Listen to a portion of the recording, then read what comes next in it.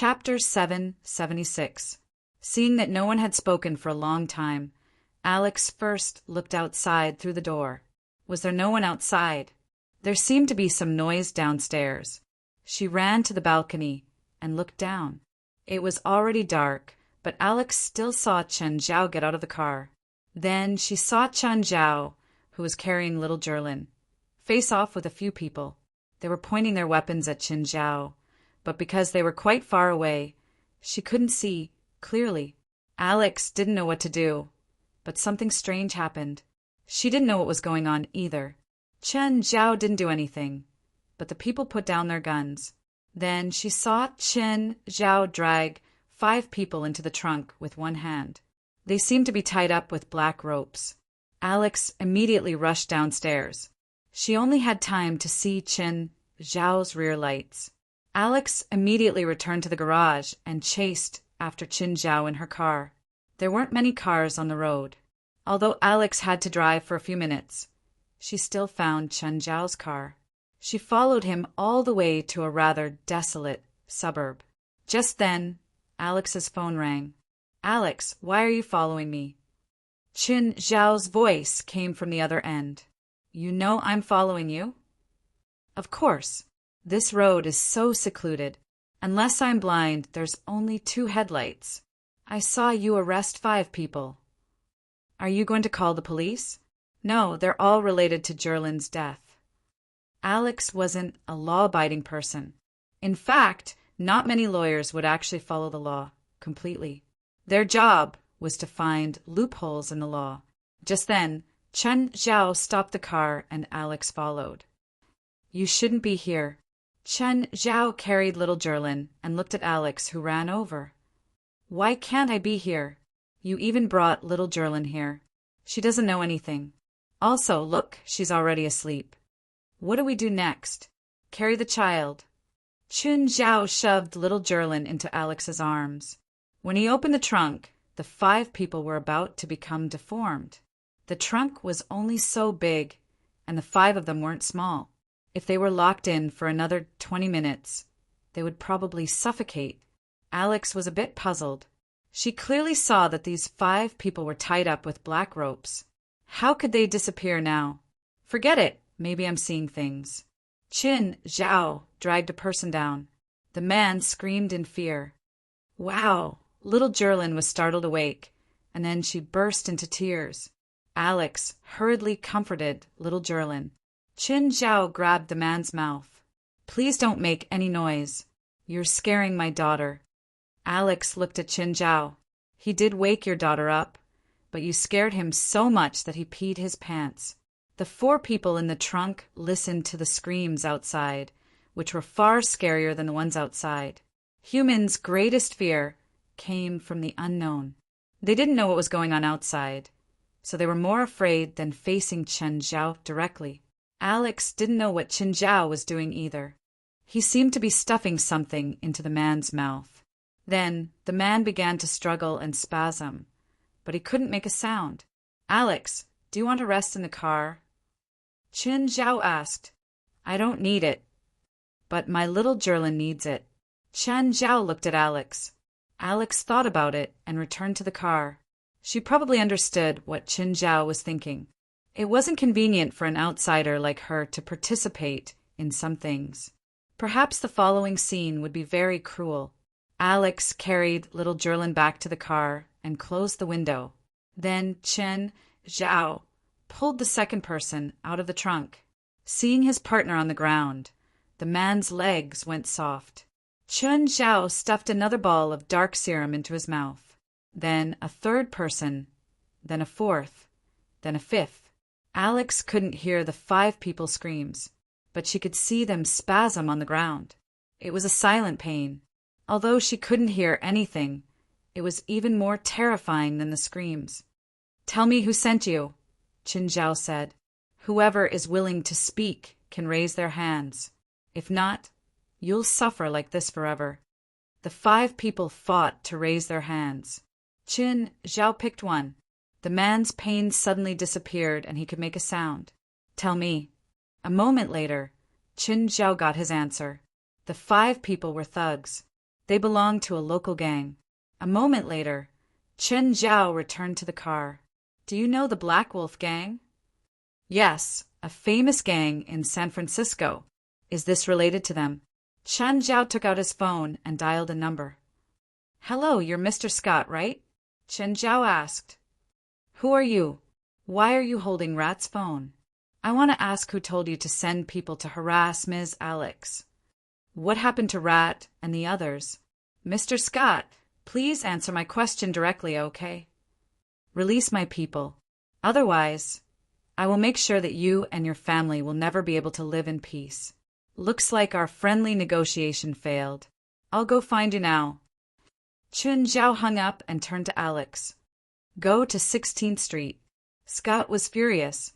He hadn't faced such a rude challenge in a long time. In San Francisco, everyone knew that he was a butcher. But now, someone actually dared to talk to him like this. Of course, someone who dared to talk to him like this probably had powerful weapons.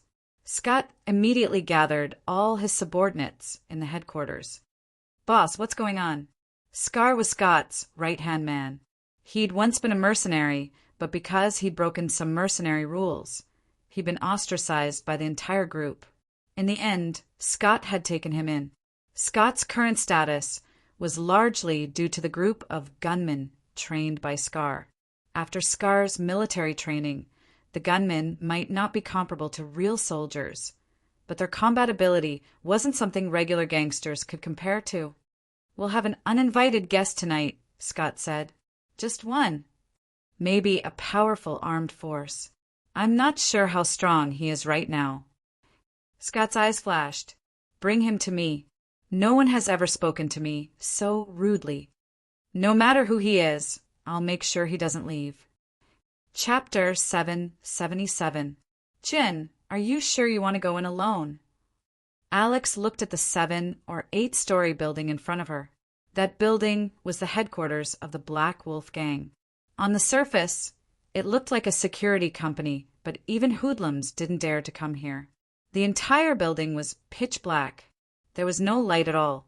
How about you come with me? Don't even think about it. Chen Zhao shrugged. Actually, I'm only going in to negotiate. I might not use force. Can't I come tomorrow? I'm busy during the day. Chen Zhao combed his hair. Alex stared at him. Do you really think you're here to negotiate? Chen Zhao walked into the building. Immediately there were gunshots. Alex shuddered in fear. Then there was silence. That guy isn't dead, right?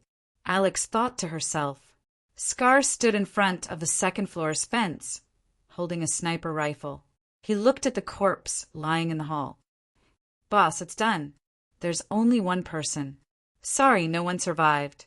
It's fine, Scott said, unconcerned. If he's dead, then he's dead. Captain, the corpse is gone. Gone. Scar was stunned. Boss, the situation has changed. Thud, thud, thud. Ah, help. In the darkness, the people lying in ambush in the hall kept screaming. Come to the first floor for reinforcements. Come to the second floor. But after the screams, the first floor fell into dead silence. There was no sound at all. There wasn't a single person to be seen. Scar's heart trembled. He'd miscalculated.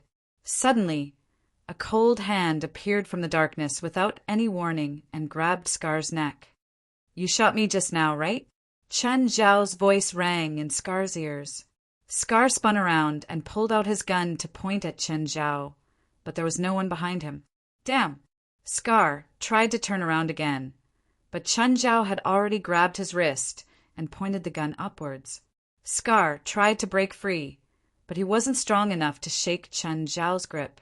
Chen Zhao increased the strength of his palm. Scar screamed.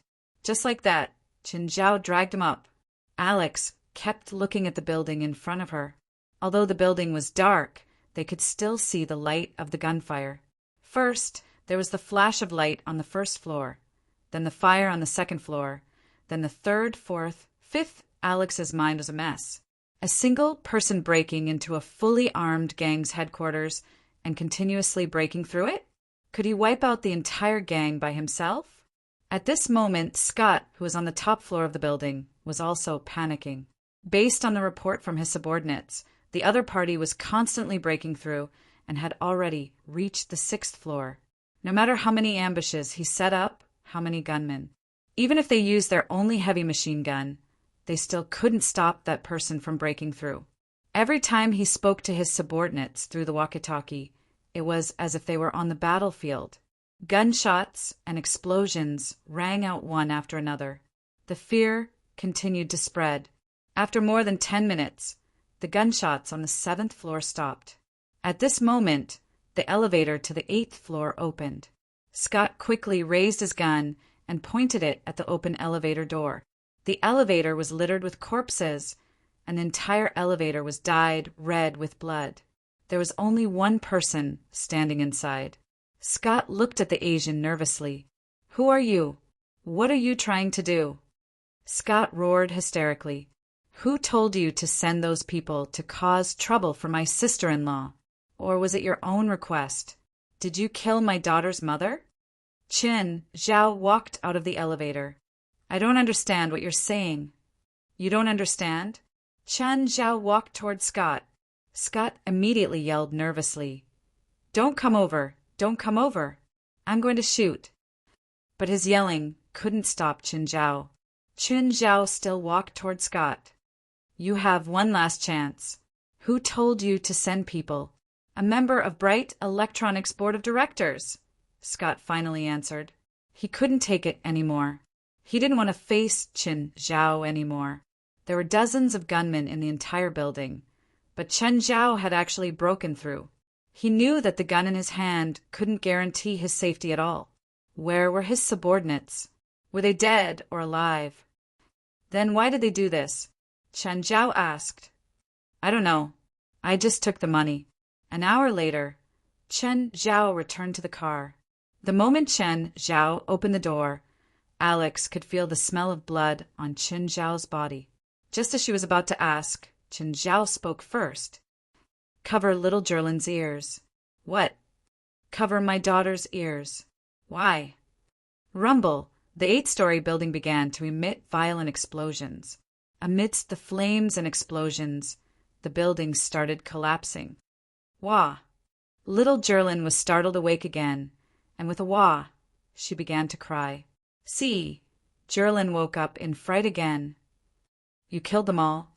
Chen Zhao didn't answer Alex's question. Instead, he changed the topic. "Do you know Bright Electronics?" "Yes, it's a multi-billion-dollar company. Is there a problem?" "Bright Electronics is related to Jerlin's death," Chen Zhao said. "What?" Alex exclaimed. "How did my sister get involved with them?" "I don't know," Chen Zhao said. "It's related to the sightseeing shipwreck 8 years ago. Your sister was investigating this case at the time.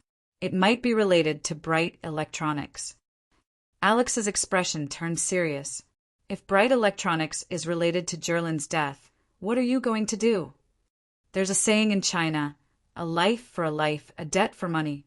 Can't we go through legal means?" Alex asked. "Don't be funny. You should know what kind of political protection a multi-billion-dollar company gets. Legal means definitely won't bring them to justice. West could contact the government and convict some criminal groups.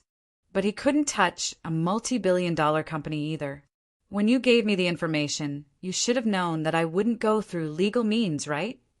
Alex had indeed thought of using Chen Zhao's power to take revenge for Jerlin, but she didn't expect Chen Zhao to be so unyielding. Anyone who was involved in this matter was sent to God. It wasn't just 1 or 2 people. Just tonight, dozens of people from the Black Wolf gang had all died. Alex even felt a bit regretful. She didn't expect Chen Zhao to kill so many people just to avenge Jerlin. Was he still a university professor? Chapter 778. After half a night, Chen Zhao went back to Alex's house and stayed for the night. "Did you give this bracelet to Jerlin?" Chen Zhao asked curiously. "No, it wasn't you?" Alex was also confused. "I was wondering if you Chinese have a tradition of giving your daughters silver bracelets." "Of course not.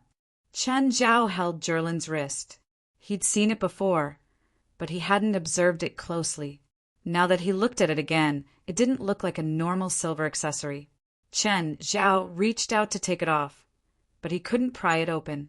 He didn't dare to use too much strength in case he hurt Jerlin. "What's wrong?" Alex asked. "Nothing." Chen Zhao shook his head. Alex didn't really believe him. Chen Zhao's expression had clearly changed when he'd seen the bracelet.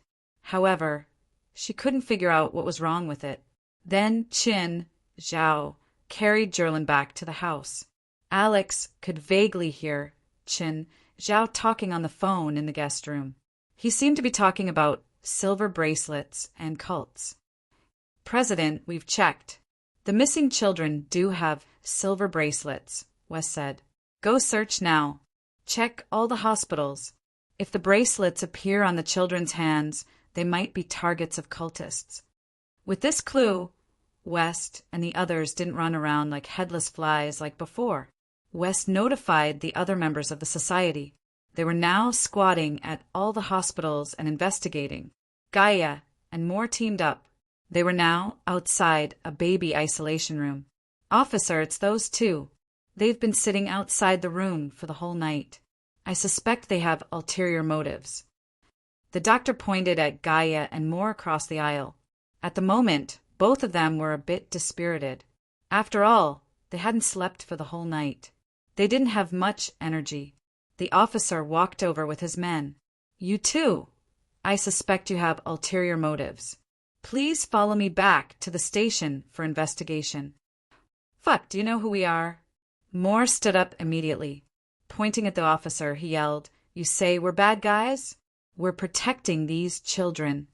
Gaia and Lamore. Lamore was usually like a harmless white mouse in front of Qinzhao. If he was facing an outsider, he would be extremely arrogant. But the police didn't care who they were. He took out the handcuffs and cuffed Moore and Gaia's hands. "Fuck you, are you an idiot? You shut up." Gaia glared at Moore. At that moment, a nurse walked out of the isolation room with a child in her arms. Guy's eyes flashed, and he suddenly shouted, "Stop!" Then the caretaker ran away. "Quick, catch him!" Gaia immediately gave chase, but Moore screamed and was pulled down by Gaia. "Hurry up and untie us. That guy specializes in stealing babies." As soon as the police saw the caretaker, he felt it too. However, he ignored Gaia and Moore and chased after the caretaker. Gaia tore off the handcuffs on her and Moore's hands and chased after them. The policeman only felt a gust of wind blow past him before he saw Gaia rush forward. "Stop!" Gaia pounced on the caretaker. The caretaker turned around and raised a hand, pushing Gaia. Bang! Gaia's entire body flew out and smashed heavily into the wall. Then the caretaker crashed into the glass window and jumped out. The policeman was dumbfounded. He looked down and saw the caretaker land steadily on the ground. The policeman wanted to jump down too, but he was terrified when he saw the height. Gaia stood up again. He'd underestimated his opponent. Then Gaia rushed out of the window and landed steadily on the ground. Gaia was about to chase after him when he heard a cry from upstairs. "Catch me!" Gaia looked up and saw the policeman jumping down. Gaia had no choice but to catch him. It was as if he was carrying a princess in his arms. "Are you okay?" "I'm fine." The policeman felt like his waist was about to break. Gaia's arms were like steel bars. He fell from more than 10 meters. Although Gaia reduced some of the force, the policeman still fell hard. Gaia was about to chase after him when the policeman shouted, "Get in my car!"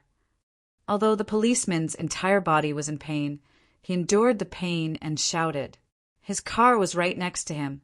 Gaia looked back and rushed into the police car. "Hurry up, catch up." It was early in the morning, so there weren't many cars on the street. The caretaker also jumped into a car with the child. A street chase began. "Drive faster. Can you do it?" "If you can't, I'll drive," Gaia urged. "Fuck, this is a police car, not a sports car." The policeman was also nervous. After all, it was a baby that had been stolen from under his nose. He couldn't lose it no matter what. The policeman gritted his teeth and stepped on the gas. "Who are you?" the policeman asked. "I'm not a bad person," Gaia said, his eyes fixed on the fleeing car in front. The policeman didn't say anything, although he wasn't sure of Gaia's identity. However, when it came to saving the child, they were on the same side. The two cars quickly drove out of the city, and the car in front turned into a country road. Not long after, the car in front of them stopped. Two people got out of the car. One of them was the caretaker who had stolen the child. The policeman stopped his car and pointed his gun at the two people. "Stop! Don't move." The caretaker didn't care about the policeman's threat at all. Suddenly, she sped toward the policeman. Bang! The policeman opened fire. Although the caretaker was shot, she didn't slow down. Gaia pushed the policeman away, and the caretaker landed on the hood of the police car. "What are you doing?" The policeman shouted angrily. "Do you want to die?"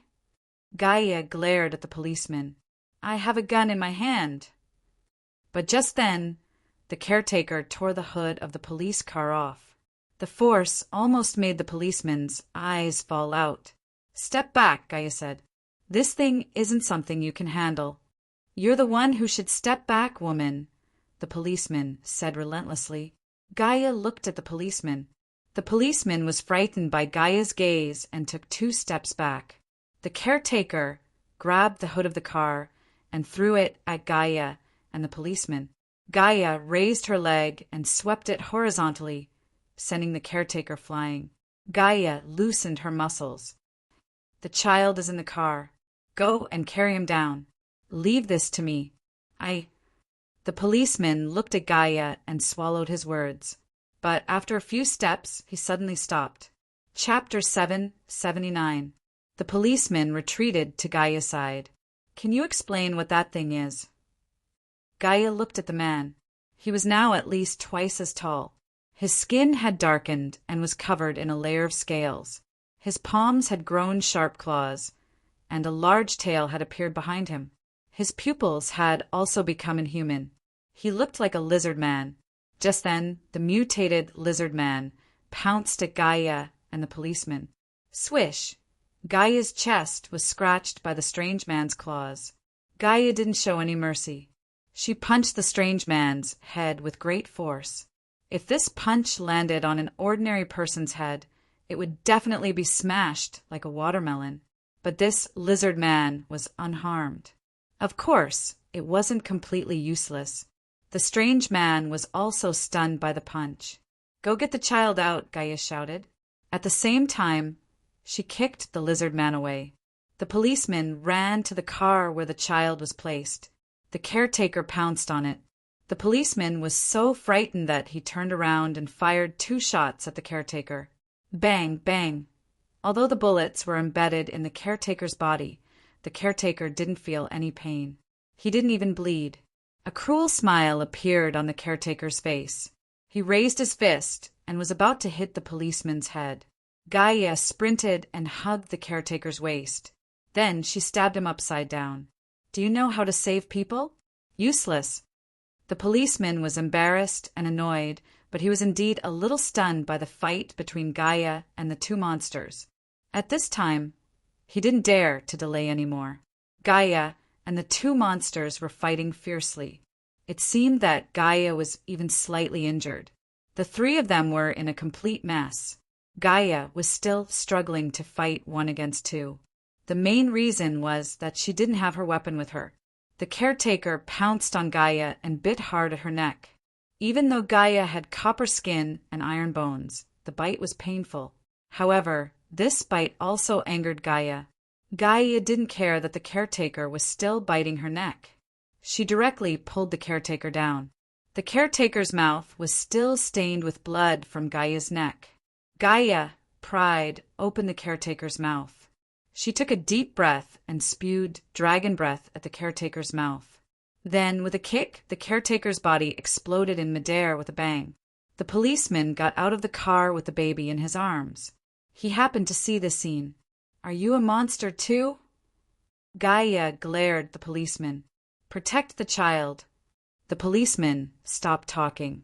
He also felt that his words were too much. After all, Gaia was trying to protect him and the child. The other lizard man saw that its companion was dead, but it didn't run away. Instead, he ran to the corpse, picked up a black sphere and stuffed it into his mouth. Then, the lizard men began their second mutation. The lizard men's limbs began to grow stronger, and their fangs and claws became sharper. Gaia twisted his neck. He could tell that the lizard man had become more difficult to deal with. "Hey, can you handle it?" the policeman asked. "It's all your fault. If it weren't for you, this wouldn't have happened. Why are you blaming me?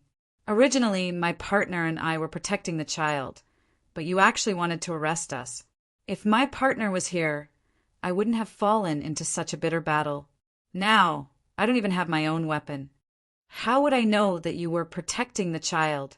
The policeman defended himself. The lizard man was no longer a lizard man. It was more like a lizard monster. It had more parts of a lizard than a human. The lizard monster moved and pounced at Gaia again. Gaia punched out, and the lizard monster only staggered back. Then, it slashed at Gaia with its claws. Gaia hurriedly dodged. She didn't dare to let the lizard monster sweep its claws. The lizard monster's claws were like daggers. One touch would take half of a person's life. The lizard monster also noticed Gaia's actions. It waved its 10 claws in front of Gaia. Facing such an airtight attack, Gaia couldn't do anything. The policeman saw that this wouldn't work. Gaia clearly couldn't do anything to the lizard monster. He raised his gun and shot at the lizard monster. This shot attracted the lizard monster's attention. The policeman was so scared that he peed his pants. He turned around and ran with the baby. The lizard monster was just about to pounce on the policeman when Gaia grabbed its big tail. The lizard monster swung its tail, trying to fling Gaia away. But Gaia's strength was also extraordinary. She was stronger than the lizard monster. Gaia pulled the lizard monster's tail and turned it into a windmill. Gaia smashed the door into a hard spot. She smashed it into a tree, then a rock, and finally a police car. Although the lizard monster was strong, it couldn't withstand such a flurry of attacks. At this moment, a car rushed over. Seeing the car, Gaia smashed the lizard monster into the car.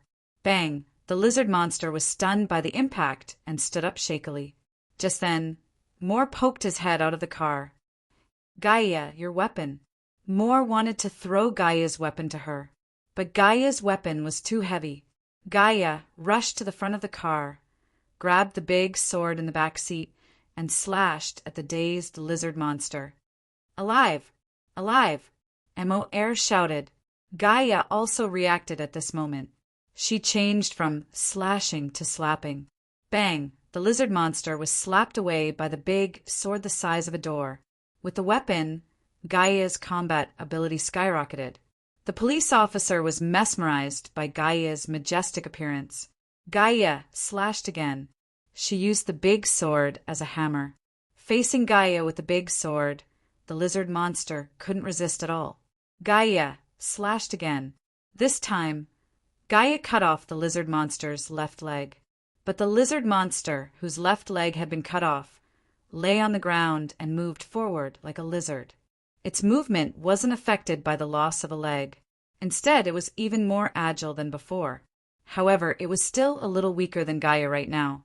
80% of Gaia's combat ability was based on the big sword. Gaia slashed again, and the lizard monster's right arm was cut off.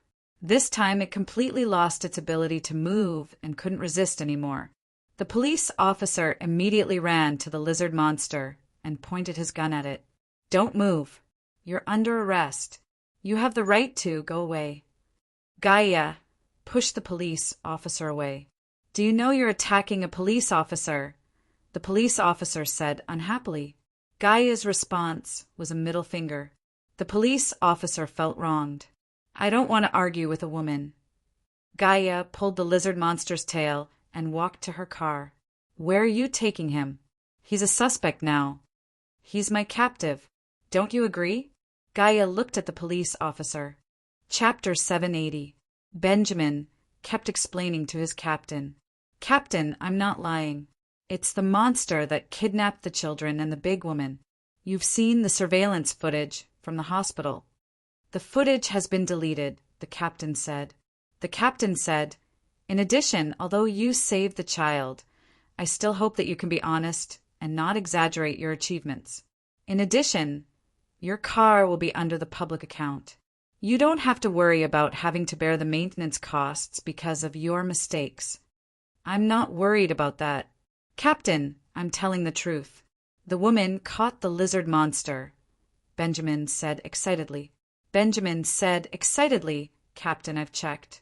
In the past 3 months, 14 children have gone missing in San Francisco. All of them were born less than a month ago. Now, there's a group of monsters out there stealing children. I think we have to be vigilant. The other woman must know more. We should find her and get clues from her. Okay, Ben, be quiet. Maybe you hit your head, so you're a little confused. I'll give you 3 days of paid leave to relax. Benjamin was very dissatisfied with the captain's distrust of him. Captain, I'm not hurt. I don't need a leave. I want to investigate this case. Ben, if you keep nagging, I'll make you hand over your badge. Benjamin wanted to say more, but the captain didn't trust him at all. In the end, Benjamin could only slam the door and leave angrily. He believed what he had seen, and he was very sure of what he had seen and experienced. It wasn't something that he had guessed, nor was it something that he had made up. Since the captain didn't believe him, he would investigate it himself. Benjamin held back his anger. The more people doubted him, the more he wanted to prove it to them. Benjamin ran to the archives. Hey, Carrie, can you help me look up some information? What do you want to look for? Carrie, the archives manager asked. Cases related to children in San Francisco in the last 3 months. Are you kidding me? There are at least 1,000 cases. Hospitals, newborns. Okay. Carrie then helped Benjamin search for cases. A moment later, Carrie came out with dozens of cases. Do you need me to print them out? Of course. I'll treat you to dinner later. Benjamin took the printed case file and found a place to flip through it. Silver bracelet? Benjamin frowned. He found a picture of one of the missing children. The child was wearing a silver bracelet. Benjamin remembered that when he saved the child today, the child was also wearing a silver bracelet. Nahaman's heart skipped a beat. Was this bracelet the key? Benjamin flipped to the next file and suddenly saw a photo. An Asian man covered in blood was carrying a child. The child was also wearing a silver bracelet. Benjamin carefully looked through the case records. In order to save his child who had been thrown down from the rooftop, the Asian man had jumped to save his own child. In the end, he had used himself as a cushion to protect the child. Benjamin looked at the case file. Since the child was also wearing a silver bracelet, it was very likely that he was also the target of the monsters. Even if this child's life was saved by his father, the monsters might still see this child as a target. Chin, where are you now? Alex called him. Hotel, Chin Zhao answered. I'll go to your place. A while later, Alex arrived at Chen Zhao's hotel. She handed him a document. What's this time? Take a look yourself. Chen Zhao took out the document and flipped through it. Some were police investigation reports, and some were old newspaper clippings. Just tell me. It's giving me a headache. Chen Zhao put down the document. There were so many things. His head hurt. There were 58 people on the North Beach sightseeing boat. 30 were saved and 28 were killed, including the former chairman of Bright Electronics and his family, Alex said. Alex said, after the former chairman and his family died, the current chairman took out an equity transfer contract and took all of the former chairman's shares in Tongming Electronics. In other words, it's murder for money? Chen Zhao asked, frowning. It's not that simple. In fact, Bright Electronics provides automated production line installation and services. Before the incident, someone once revealed that there were great hidden dangers in the automated production line program provided by Bright Electronics. During that time, the stock price of Bright Electronics plummeted. And then, is there something fishy going on? Alex thought for a moment and said, although there is no direct evidence, we can roughly guess from some details that this matter is likely fake news that the current chairman, Deng Boli, secretly released in order to buy the former chairman's shares at a low price. However, the former chairman didn't fall for this, so Deng Boli took a risk out of desperation. First, he kidnapped the former chairman's family and forced the former chairman to sign the share transfer contract. Then he sent the former chairman and his family on a sightseeing boat, and then artificially created this accident, creating the illusion that the family's deaths were accidental. Alex added, and this isn't something that Deng Boli can handle alone. Although there is a share transfer contract, this kind of free transfer of shares has not been investigated by any judicial organization. This is because the board of directors has acknowledged this share transfer. In other words, Deng Boli isn't the only one on the board of directors of Bright Electronics who is plotting the shares of the former chairman. Who exactly? I don't have evidence, Alex emphasized. I'm not a court. After I confirm this, I don't need evidence. I only need the facts. I'm afraid only Deng Boli knows how many people are involved in this. It's okay. I'll pry open their mouths, one by one. Don't mess around. They're all billionaires and have many bodyguards. Of course. Chen Zhao knew that dealing with rich people was completely different from dealing with gangs. Even if Chen Zhao killed his way through the gang, no one would seriously investigate him. However, if a rich person died, the police and even the government would be under great pressure. This was a society of money. The rich all looked at each other. If so many rich people died at once, the other rich people would definitely feel unsafe. They would definitely pressure the government and the police. By then, the police would definitely investigate to death. Chapter 781. As soon as Alex and Chen Zhao got out of the car, a stranger walked over. And this stranger's approach was something even Alex could see. Alex immediately protected Jerlin. Chen Zhao stopped in his tracks and attacked the man without hesitation. While Nehamin was still in a daze, Chen Zhao grabbed one of his hands and pressed him against the wall. Who sent you? Chen Zhao yelled. It's a misunderstanding. I'm a police officer, Nehamin shouted. He felt like his hand was going to break. It wasn't that he didn't want to fight back. More importantly, it felt like his hand was clamped by an iron clamp. He couldn't even move, let alone fight back. Where's your ID? In my pants pocket.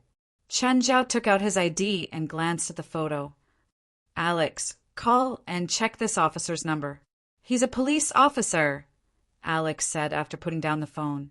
Chen Zhao finally let go of Nehamin and patted the dust off him.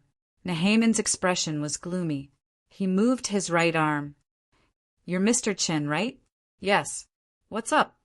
It's like this. I suspect that someone wants to harm your child. I'm here to protect her. You? Protect my daughter? Chen Zhao looked at Nehamin. Nehamin's face was bright red. I have a gun. Fine, thank you for your kindness, but I'll pass. Chen Zhao shook his head. He didn't need a bodyguard, and neither did his daughter.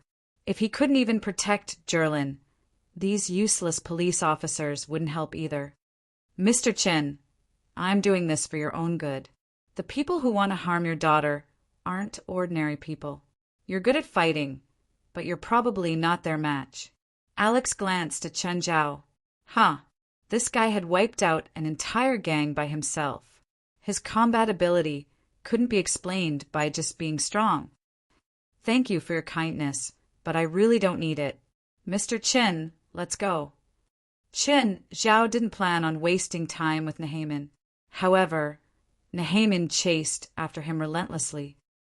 Mr. Chen, whether you accept or not, I have to carry out my mission.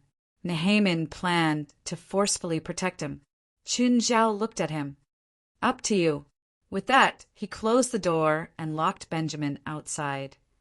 Come, let Daddy hug you. Chen Zhao couldn't wait to pick up Jerlin from Alex's arms. Alex looked at Chen Zhao. This person was too complicated. In front of others, he was always so tough. But in front of his daughter, he immediately became like a slave to his daughter. You really don't need that policeman's protection. Having a policeman to protect you is a lot safer than protecting little Jerlin by yourself. How can we carry out our plan with him by our side? It's not us, it's you. Alex immediately corrected. I don't have the courage to face a dozen billionaires. Nehamin got a room opposite Chen Zhao's. However, Chen Zhao's room was a luxurious suite that cost $2,000 a night. This made Benjamin's heart ache. The most important thing was, this mission was completely his own. It wasn't a mission assigned by his superiors at all. However, there was a burst of anger in his heart, and he had to personally seize those things. For this, apart from his gun, he also prepared some other things. For example, a military stun baton, a carbon fiber rope, a tranquilizer gun, and a stun gun. Now, he just had to wait for those monsters to come to him. Just then, Nehamin heard the sound of the opposite door opening. It was a person in a waiter's uniform. He pushed a food cart into the opposite room. Nehamin immediately opened the door and yelled, "Wait!" Chen Zhao, who was opening the door, and the waiter both looked at Nehamin in confusion. "Sir, what's wrong?" "I'm a police officer. I'm suspicious of your identity. Show me your ID." The waiter was dumbfounded. Chen Zhao's face darkened too. "Mr. Chen, those people can disguise themselves, so you have to be careful," Nehamin explained. At the same time, he took the waiter's work ID and compared it to his driver's license. "Your ID is fine, but it doesn't mean you're a good person." The waiter looked at Nehamin helplessly. "Officer, how can I prove my innocence?" Nehamin glanced at the food cart and then at Chen Zhao. "You ordered all this?" "Yes. Is there a problem?" "Those people might have poisoned the food. I'll try it for you." "The food in the cart costs at least $1,000, Chen Zhao said. "After you try it, I'll call your chief to complain." Okay, the possibility of poisoning is low. I'll let it go this time." Nehamin didn't want his captain and chief to know that he'd acted on his own. "Sir, shouldn't you leave now? I'm going to eat." Can you finish all this by yourself? By the way, is the woman with you today your wife?" "No." "Are you going to check my ID?" Chen Zhao looked at Nehamin impatiently. Then I won't disturb you any more." Nehamin glanced at the table full of food and complained about how stingy Chen Zhao was. He couldn't finish all this food by himself. Whatever, he'd go back to his room and eat instant noodles. He was probably the only one who could stay in such a luxurious hotel and eat instant noodles. At night, Nehamin heard movement in the opposite room again. He immediately leaned against the door and looked across. Then he saw Chen Zhao carrying little Jerlin out of the room. Nehamin immediately opened the door. "Mr. Chen, it's so late. Why aren't you resting in your room? What are you doing outside? It's dangerous at night. I don't need you to ask me where I'm going," Chen Zhao said with a dark expression. This guy had been watching him from the opposite door for an entire day. There was really no end to it. If it was someone powerful or an army, Chen Zhao would welcome him to protect his daughter. But it was just a regular person. If something really happened, would it be Chen Zhao protecting his daughter or Chen Zhao protecting him? Also, with Chen Zhao by his side, it would be very troublesome for him to do anything in San Francisco. Even if you don't think for yourself, you should think for your daughter. "If you keep nagging, I'll call you to complain," Chen Zhao said with a dark expression. "Then I'll go with you." Nehamin immediately changed the topic. "No need. I said that I can protect my daughter myself. I don't need you to do anything. Mr. Chen, I'm a cop after all. Please believe in the power of the police. You said you can protect my daughter." "Yes." Chapter 782. "That's what you said. If you get hurt, don't complain to me." "Sure, go ahead. Chen Zhao nodded. Can I get a weapon? Sure. Benjamin turned around, planning to go back to the house to get the electric baton.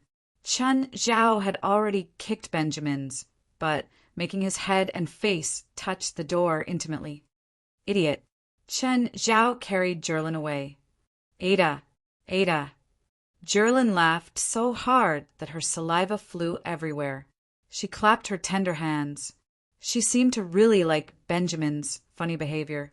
Jerlin, it's wrong to hit people. Chen Zhao looked at her sternly. Jerlin, Ada. Hee. Jerlin didn't understand Chen Zhao's words. Forget it. Chen Zhao shook his head. Reasoning with a woman was the most unreasonable thing. Moreover, the woman wasn't even a month old. Chen Zhao carried Jerlin to the suburbs. It was pitch black now. Jerlin was a bit scared. She nestled in Chen Zhao's arms. Chen Zhao found a wooden house deep in the forest. Gaia and the others were inside. They'd caught a cultist today, so they could only stay here temporarily. As soon as Chen Zhao entered the house, he immediately covered Jerlin's eyes. What is this? It scared my daughter. Everyone was speechless. When would Chen Zhao be so gentle to them? Chen Zhao looked at the tied-up lizard monster. Gaia had cut off its right arm and left leg, but now the lizard monster's cut had already healed and new flesh was growing out. Did it open its mouth? Chen Zhao asked. President, there's nothing we can do, West said helplessly. We've been beating him up for a day. We've used all kinds of methods. But look, small wounds heal after a few hits. Big wounds don't take long to heal. His recovery speed is incomparable to that of a normal person. What kind of torture did you use today? Whipping, soldering iron, nail pulling, needle pricking, cut off his genitals. I want to know if they'll grow back after I cut them off. Everyone only had one thought. Chen Zhao was truly ruthless. Jalanash and Patya were about to leave. They were ladies in the association, so it was not appropriate for them to stay on such an occasion. Forget it, Chen Zhao suddenly said. Cutting it all off is too much. Let's use candles. I don't know if that thing of his can be cooked. Everyone shuddered at the sight of it. They really thought that Chen Zhao had found his conscience, but now it seemed that they had underestimated Chen Zhao's viciousness. Everyone realized that what they'd been playing for the entire day was child's play to him. Chen Zhao put little Jerlin in Gaia's arms and approached the lizard monster. I really want to know if your Satan's master will help you fix your balls. The lizard monster struggled, trying to break free from the ropes. Then, West and the others tortured the lizard monster. A candle was lit beneath the lizard monster's lower body. The lizard monster struggled, but it couldn't break free. He let out a series of strange cries. Generally speaking, a short period of intense pain was not as deep as a lasting pain. A lasting pain was enough to drive a strong-willed person crazy. I'll tell you. I'm in an abandoned church in the south of the city. That's our headquarters. Ah, good boy. Chen Zhao patted the lizard monster's face. However, Chen Zhao realized that the lizard monster's face was secreting a sticky liquid. What's this? So disgusting? Keep burning it. That's too much. We've studied it today. As long as we cause a certain amount of damage, its body will secrete this liquid. It can increase its recovery speed. Chen Zhao's eyes brightened. He collected the liquid from the lizard monster. When he returned, he would study it with Blackie to see if it was useful for his medical skills. The more damage, the faster it secretes, Wes said. Then increase the damage and make it secrete more. No one was polite to the lizard monster. No one would talk to them about humanitarianism here. However, the lizard monster's aura was getting weaker and weaker. While Chen Zhao was collecting the liquid, the lizard monster stopped secreting it. President, I think we killed it. I told you to go easy on it. Why didn't you listen? Look, you've wasted our precious resources. Chen Zhao felt pity. Never mind, He had collected enough slime. Suddenly, the lizard monster leaped up. Chen Zhao was shocked. Then he threw a punch at it. Crack! Flesh splattered from everyone's body. Fuck! This asterisk shoal pretended to be dead. Chen Zhao shook off the flesh and blood on his fist. Go back and sleep. Tomorrow we'll hunt these asterisk souls. President, aren't we leaving today? It's too late, Chen Zhao said. My daughter's going to sleep. It's not suitable for tonight. As expected, the president had become a slave to his daughter after having a daughter. He would always consider his daughter first. Benjamin woke up, rubbing his head. Very quickly, Benjamin remembered. He'd been ambushed by Chen Zhao and slammed into the door. Fuck, I'm going to catch that asterisk shoal. Benjamin held his head in pain. Just then, Chen Zhao returned with Jerlin. Hi, Mr. Benjamin. How are you? Fuck, why did you ambush me? Do you know you're assaulting a police officer? Do you have evidence? Goodbye. Good night.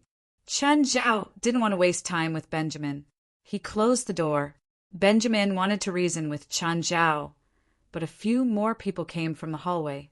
One of them was none other than Gaia. Hey, it's you. Benjamin looked at Gaia and the others, his eyes shining.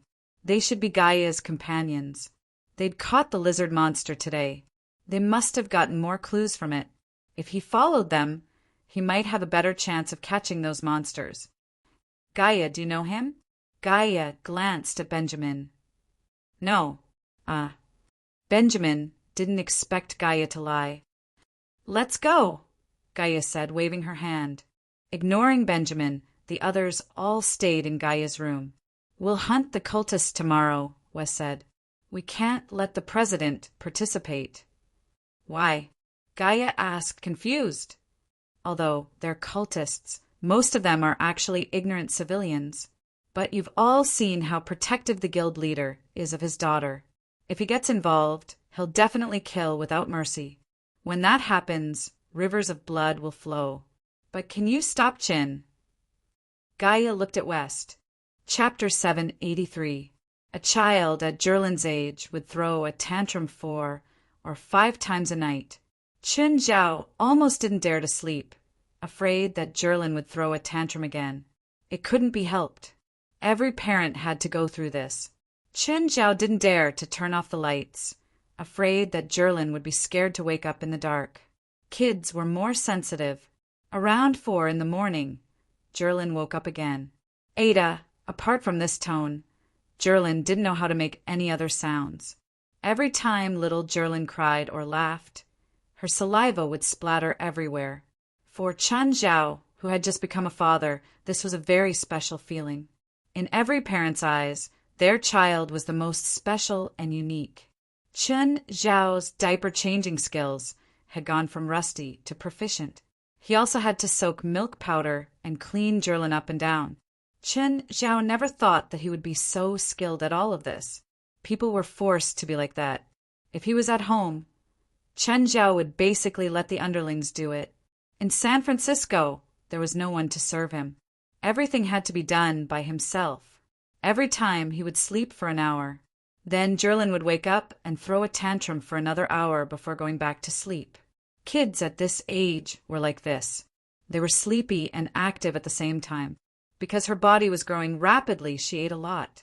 After working until 5, Jerlin finally fell asleep. Chen Zhao also fell asleep in a daze.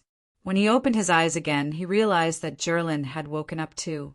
This time, Jerlin didn't cry as soon as she woke up. Instead, she stared at Chen Zhao with her big, beautiful eyes. No matter how tired he was last night, Chen Zhao's mood would brighten when he saw this little fairy. Chen Zhao pinched Jerlin's cheeks. Her delicate cheeks always made people unable to let go of them. Jerlin giggled. She didn't even have any front teeth and her mouth was leaking air. She stuck out her pink and tender tongue. But then, Jerlin's thin brows suddenly furrowed. Then she grinned again. Usually, when Jerlin showed this expression, Chen Zhao knew that something bad was about to happen. The fairy needed to change her diaper again. As expected, when Chun Zhao opened Jerlin's diaper, a horrible stench rushed out. Chun Zhao pinched his nose and hurriedly carried Jerlin to the bathroom. After cleaning Jerlin's crotch, he patted Jerlin's bear, but, "All right, don't talk about poop anymore." "Ah, Daddy," Chun Zhao's face darkened. He didn't know if Jerlin was talking about poop or if she was really calling him that. At this moment, there was a knock on the door.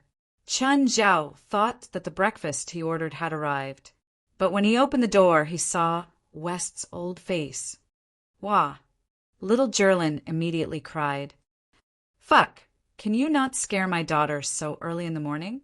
Please cover your face with a black cloth the next time you appear in front of my daughter." As Chun Zhao coaxed Jerlin, West's face darkened. "President, I was also young in the past. It's just that time is not old. Don't you people in China pay particular attention to respecting the elderly? Time is unforgiving if you're beautiful. Time can't do anything to an ugly person like you." If not for the fact that he couldn't beat Chun Zhao, West really wanted to fight him to the death. "How can you be so insulting?" "Whatever, I won't argue with you. Tell me, why are you here so early in the morning? You're not really here to scare my baby, are you?" Chun Zhao asked him politely. "President, we've investigated Satanism. I don't think you need to go personally." "No, I have to go," Chun Zhao said resolutely. "President, according to the information I've received, the strongest thing in Satanism is the lizard monster from yesterday. There are very few of them, so it's not worth you to go personally. Also, you have to bring Jerlin. Do you want her to come into contact with such bloodshed at such a young age?" Chun Zhao thought about it. He indeed didn't want Jerlin to come into contact with such things.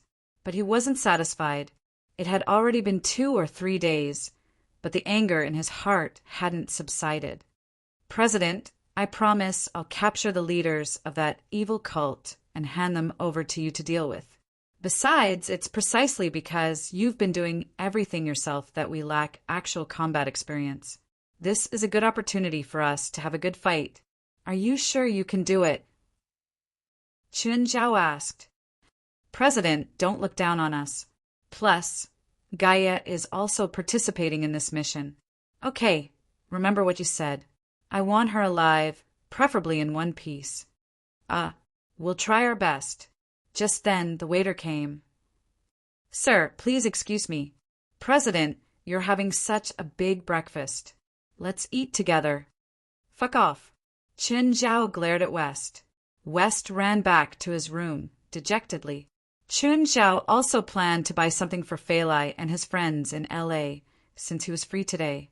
When he went to New York last time, Feilai had nagged him for days because he didn't bring a gift. Things that could be bought in San Francisco could also be bought in L.A. However, gift-giving was about the process, not the gift itself. Of course, since he was going to buy something, he had to be careful. Thinking of gifts for Feilai, Chun Zhao first thought of jewelry. He and Feilai had been together for more than half a year. He'd only given her one gift, the Red Moon Heart. Even though the Red Moon Heart was precious, Chun Zhao still felt like he owed Feilai. Chun Zhao entered the jewelry store. He really wanted to see the kind of story where people look down on others. Then he could show off and slap them in the face. Unfortunately, the employees in real jewelry stores were all very polite. They didn't look down on others at all. A rather pretty employee walked up. "Sir, how may I help you? I want to give my girlfriend a gift. Do you have any recommendations?" Chun Zhao asked. "Sir, what's the price of your gift?" "Something under $1 million. The employee's eyes immediately lit up. She'd thought that Chun Zhao was carrying a baby and was dressed rather plainly. His outfit was probably only worth $1,000, so she really looked down on him. She didn't expect Chun Zhao to be so rich that he could give a gift under $1 million. The employee walked up to the counter. "Sir, what do you think of this necklace?" This necklace was designed by the famous designer, Ella J.K. The pendant is a 45-carat sapphire, and at the same time it is inlaid with 121-carat diamonds. Chapter 784. Yeah. Jerlin, who was sitting on the counter, pointed at the glass below. Clatter! Clatter! Chen Zhao turned his head. Jerlin became even more excited and kept pointing at the bottom of the glass. Miss, what's this? Chen Zhao asked the salesgirl. Show me. Sir, this is natural amber. It was excavated from South America. There's a young snake sealed inside. According to the appraisal, this amber is over 10,000 years old. Chen Zhao took the amber. It was about 7 or 8 centimeters in diameter. Ah, Ada. Seeing the amber in Chen Zhao's hands, Jerlin became even more excited. She reached out, wanting to take it. Chen Zhao handed the amber to Jerlin. Jerlin opened her mouth to bite. Sir, this amber is worth $200,000. You can't. It's fine. I'll buy it, Chen Zhao said. There's no poison in it, right? No. The salesgirl looked at Chen Zhao, her eyes shining. Chen Zhao had actually spent $200,000 just to bite his daughter's mouth. This guy was an out-and-out tycoon. Will it crack her teeth? My daughter hasn't grown teeth yet. I'm afraid it'll affect her growth. Sir, amber is also called beeswax in the East, the salesgirl said. It's soft and mainly made of resin. It's not poisonous. Okay, continue to recommend me gifts for my girlfriend. The salesgirl looked at the amber that Jerlin kept biting. No, it was $200,000. Sir, how about this platinum bracelet? This platinum bracelet is also the work of a master. It's inlaid with red, blue, green, and yellow gems. Each gem is 50 carats, and the surface of the bracelet is engraved with European and American style patterns. The bracelet weighs 77 grams. Oh, how much? This bracelet is expensive. It might exceed some customers' budget. How much? $1. 2 million. Is there a discount? Sorry, sir, we don't bargain. Holding the bracelet, Chen Zhao looked left and right. It was indeed beautiful, especially with the 4 different colored gems. It looked even more beautiful, not to mention wearing it at banquets. It could even be worn as a normal accessory. Okay, help me pack it up. Hearing his answer, the clerk's heart almost jumped out of her chest. For the sales of such luxury goods, the staff would take a commission of 2% to 3%. If she sold this bracelet, she would earn $20,000 to $30,000. The clerk's expression didn't even change when Chen Zhao swiped his card. His eyes shone brightly as he said, Sir, your bracelet is ready. Well, thank you. Sir, would you like to look at other jewelry? Chen Zhao suddenly remembered that Steven's movie seemed to have stopped screening. There would be a celebration party soon. Since she had agreed to attend, she should find a gift for him. Stephen had helped him a lot. It was thanks to his help that they were able to get Phalai for $12 million. Moreover, he was going to give her a helicopter. How could she be stingy? By the way, do you have any gifts for your male friends? My friend is older, Chen Zhao said. It's best if he can show his mature personality. The shop assistant almost jumped up. Sure enough, he was not an ordinary big customer. Sir, may I know the price of this gift? Less than $3 million. A gift for Stephen and a gift for Phalai had different meanings. Therefore, a good relationship could not be judged by the price. Sir, we have a Minster watch in our shop. If you're interested, I can ask the manager to take it out for you to take a look. I don't know much about pocket watches. Is there anything special about this Minster watch? Münster was a pocket watch master from the 17th century. He also represented the highest level of craftsmanship in that era. Münster made a total of 8 pocket watches during his lifetime. 5 of them are either missing or destroyed in history. Now, 2 of them are in the hands of 2 billionaires. The pocket watch in our shop is the 3rd Münster watch that exists. Okay, then take it out for me to take a look. Mr. Chin, the price of this watch is exactly $3 million. Then it's within my budget. Please wait a moment. A while later, The shop assistant and manager came out. The manager was a mature woman. She was also graceful and charming, but she was even more charming than the young female employees. "Hello, sir. I heard that you want to buy a Minster watch?" "Yes." "Then please come to my office to talk, okay? Is that okay?" "Of course." The manager looked at Jerlin in Chen Zhao's arms. She immediately recognized the amber in Jerlin's hand. It was the $200,000 amber from their jewelry shop. Chen Zhao was not the most generous person in their shop, but he was the most straightforward. In less than 10 minutes, he had spent one for $1 million without even blinking. "Yeah." Little Jerlin seemed to be hungry. "My daughter is hungry," Chen Zhao said. "I'm going to take her back and make a bottle of milk powder for her. Come back tomorrow." "Sir, how about I ask the shop assistant to make milk powder for your daughter?"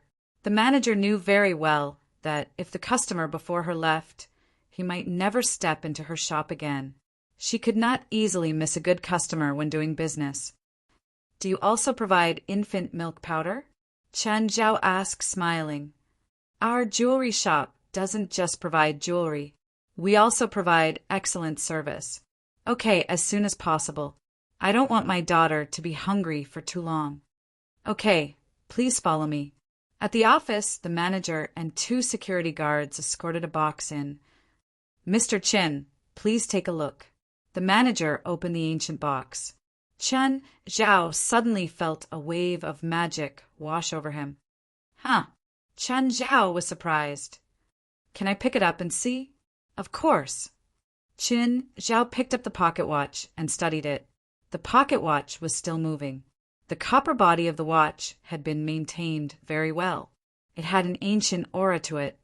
The watch gave Chen Zhao a very strange feeling. Every time the second hand moved, Chen Zhao felt his magic jump along with it. "Is this a magic item?" Chen Zhao took out his card. "I'll take this watch." The female store manager sucked in a breath of cold air. It was that simple. "Don't you want to praise it again?" Chen Zhao's generosity made the manager uncomfortable. The shop assistant hadn't even returned from making the milk powder. Were all Chinese so generous when buying things? Soon the procedures were done. Buying a luxury item was rather complicated. For example, the appraisal instructions, certificate, and purchase contract all needed to be signed. Chapter 785. Chen Zhao kept holding on to the watch. The pocket watch gave Chen Zhao an extraordinary feeling. Chen Zhao tried to inject magic into the watch. Suddenly, Chen Zhao's magic surged into the watch like a broken dam. At the same time, the second hand of the watch started spinning like crazy. Chen Zhao's body collapsed. He almost couldn't hold Jerlin. He knelt on one knee and supported himself with one hand. His forehead was covered in sweat. "Sir, are you okay?" a passerby asked when he saw Chen Zhao kneeling on the ground. "Thank you. I'm fine." Chen Zhao stood up again. Fuck, he'd been through all kinds of storms. Today he'd almost died because of this small watch. The watch was really weird. But if it was a magical item, what was its use? Or was it a demon badge? Oh, he had to keep it for his own research. He had to choose another gift for Stephen. Chen Zhao turned around and entered the jewelry store again, but the female employee was closing the door. "Wait, are you going to close?" Chen Zhao came in and asked, "Sir, the item you bought is a luxury item. Without a valid reason, you can't return it." "Please leave," the female employee interrupted. I don't want to return it." "I want to, sir. I said no refunds. Don't you understand? I want to buy something else." The female employee panicked. "We're closing now. If you want to buy something else, please come back tomorrow." How could a businessman push his business away? Chen Zhao checked the time. "It's only 3 in the afternoon, right? You're closing so early? Did you make too much money? Are you planning to take a break?" The female employee's expression didn't seem right. She gave Chen Zhao a hard look. Just then, another female employee walked over. Smiling, she said, "Sir, what do you need? I can help you buy it." Chun Zhao remembered that this female employee was the only one in the store just now. He didn't see any of the female employees here. Just then, Chun Zhao saw blood seeping out from under the counter. The female employee who'd come to serve Chun Zhao suddenly took out a gun and pointed it at him. Fuck! Why did he run into a robber when he came out to buy a gift? Careful! Chun Zhao grabbed the gun with one hand. By you! Chun Zhao was shooting at the man's head, but he missed. Did I miss? At a distance of 1 meter, he actually missed? Fuck! What a stupid gun! Chun Zhao threw the gun away in anger. Seeing that Chun Zhao had not only missed, but also dropped the gun, the female robber was overjoyed. She pulled out a dagger and tried to stab Chun Zhao. Chun Zhao did the same thing again. He snatched the dagger and stabbed it at her neck. She clutched her neck and stared at Chun Zhao in disbelief. Then she slowly fell down. The salesgirl screamed in fear. Chun Zhao hugged her shoulders. Don't be scared. It's fine now. The shop assistant was terrified. She pointed at the store and said, There are robbers inside. As soon as he said that, 2 people came out. When they saw Chun Zhao and his partner on the ground, they immediately raised their guns. Chun Zhao kicked the robber's corpse over. At the same time, he pulled the female employee and ran out. After running out of the store, Chun Zhao immediately pulled down the sliding door and locked the robbers inside. The sliding door of a jewelry store was even sturdier than a security door. There were also no other passages inside. Call the police, Chun Zhao said. Huh? Call the police. Oh, the female employee was still in shock, but she suppressed her uneasiness. The robbers inside wanted to open the door, but Chun Zhao's foot pressed down on the sliding door. They couldn't open it. The robbers fired a few shots at the door, but it was unscathed. A large group of police came. Chun Zhao and the female employee cooperated with the police and answered a few questions. At the same time, they told them about the situation inside. There had been 5 robbers inside, but Chun Zhao had killed one. The remaining 4 had relatively high firepower. Of course, they didn't even have a hostage in such an encirclement. It was impossible for the robbers to break out even if they wanted to. Then the robbers were captured. They didn't resist at all. They just surrendered. This was normal. The robbers had high firepower, but they couldn't handle the police's numbers. They also used heavy firepower to suppress them. This guy's really strong. A few police officers gathered together and watched the surveillance video. He killed the robbers with one hand while carrying a child. That's China Kung Fu, right? His shooting skills are a bit bad. He can't even hit at such a close distance. These robbers aren't normal people. They've been bodyguards and mercenaries before. They're all extremely vicious. Just then, Chun Zhao and the female employee walked out of the lounge. After the 2 were questioned, Chun Zhao told them the whole story. He had the female employee's testimony and the surveillance video. Plus, Chun Zhao's job and identity as a university professor allowed him to receive respect wherever he went. Thus, he was treated quite well in the police station. He was treated like a hero. After all, he'd only used one hand to stop this vicious crime. Sir, thank you for saving me. The female employee looked at Chun Zhao lovingly.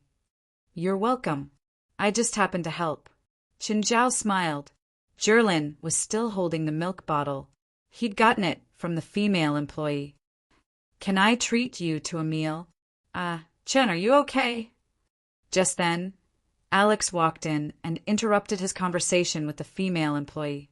The female employee thought that Alex was Chun Zhao's girlfriend. She secretly gave Chun Zhao a note. Call me when you're free. Bye. Chen, what's the situation now?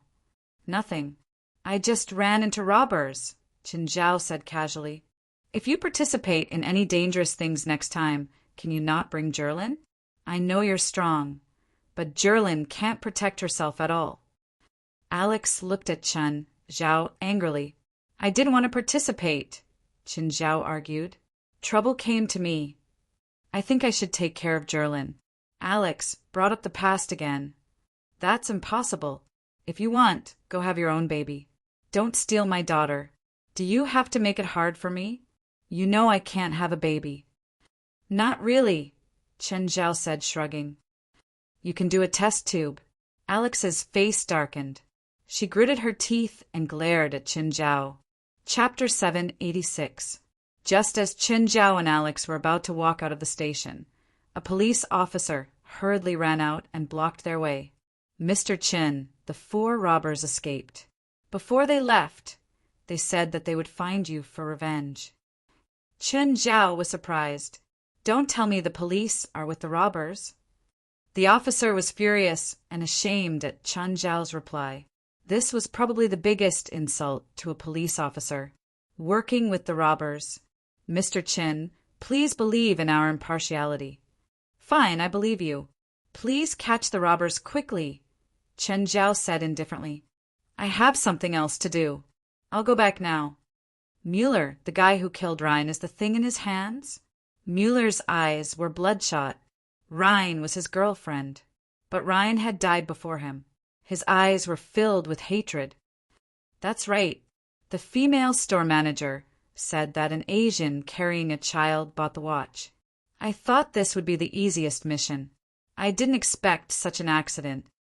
Quake took a deep breath. I hate accidents. Boss, I'll go personally and bring the Asian's head and the watch, Mueller said, gritting his teeth. I don't want any accidents this time, so bring more people. If the guy can kill Ryan so easily, he shouldn't be weak. Boss, I'm enough, Mueller said. I don't need anyone else. Don't you understand me? Quake looked coldly at Mueller. I don't like accidents. The first time can be an accident, but if you fail a second time, it only proves your incompetence. You've already screwed things up the first time. Don't you know how to self-reflect? Mueller lowered his head. Boss, I understand. It's almost time, Wes said. Check your equipment, Gaia reminded. No problem. Me too. This was their first serious mission since Chen Zhao became the president.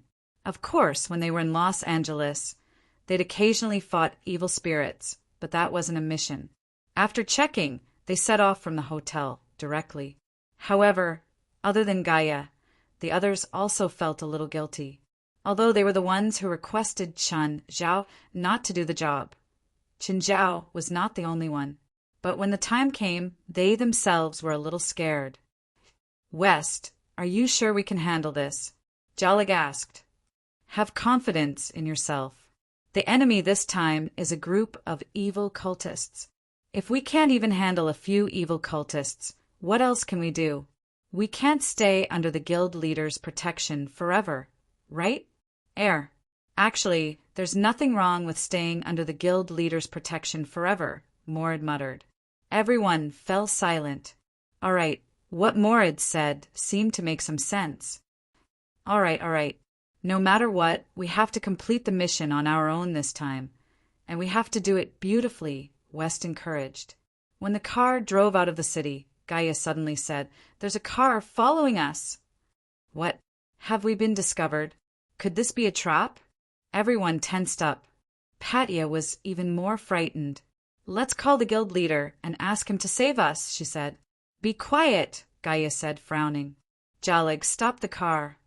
The car stopped by the roadside, and so did the other car. Gaia walked directly toward the car. The person following behind the people from the association was none other than Benjamin. Hi, how did you discover me? Benjamin looked awkwardly at Gaia, who had walked to the window. What do you think?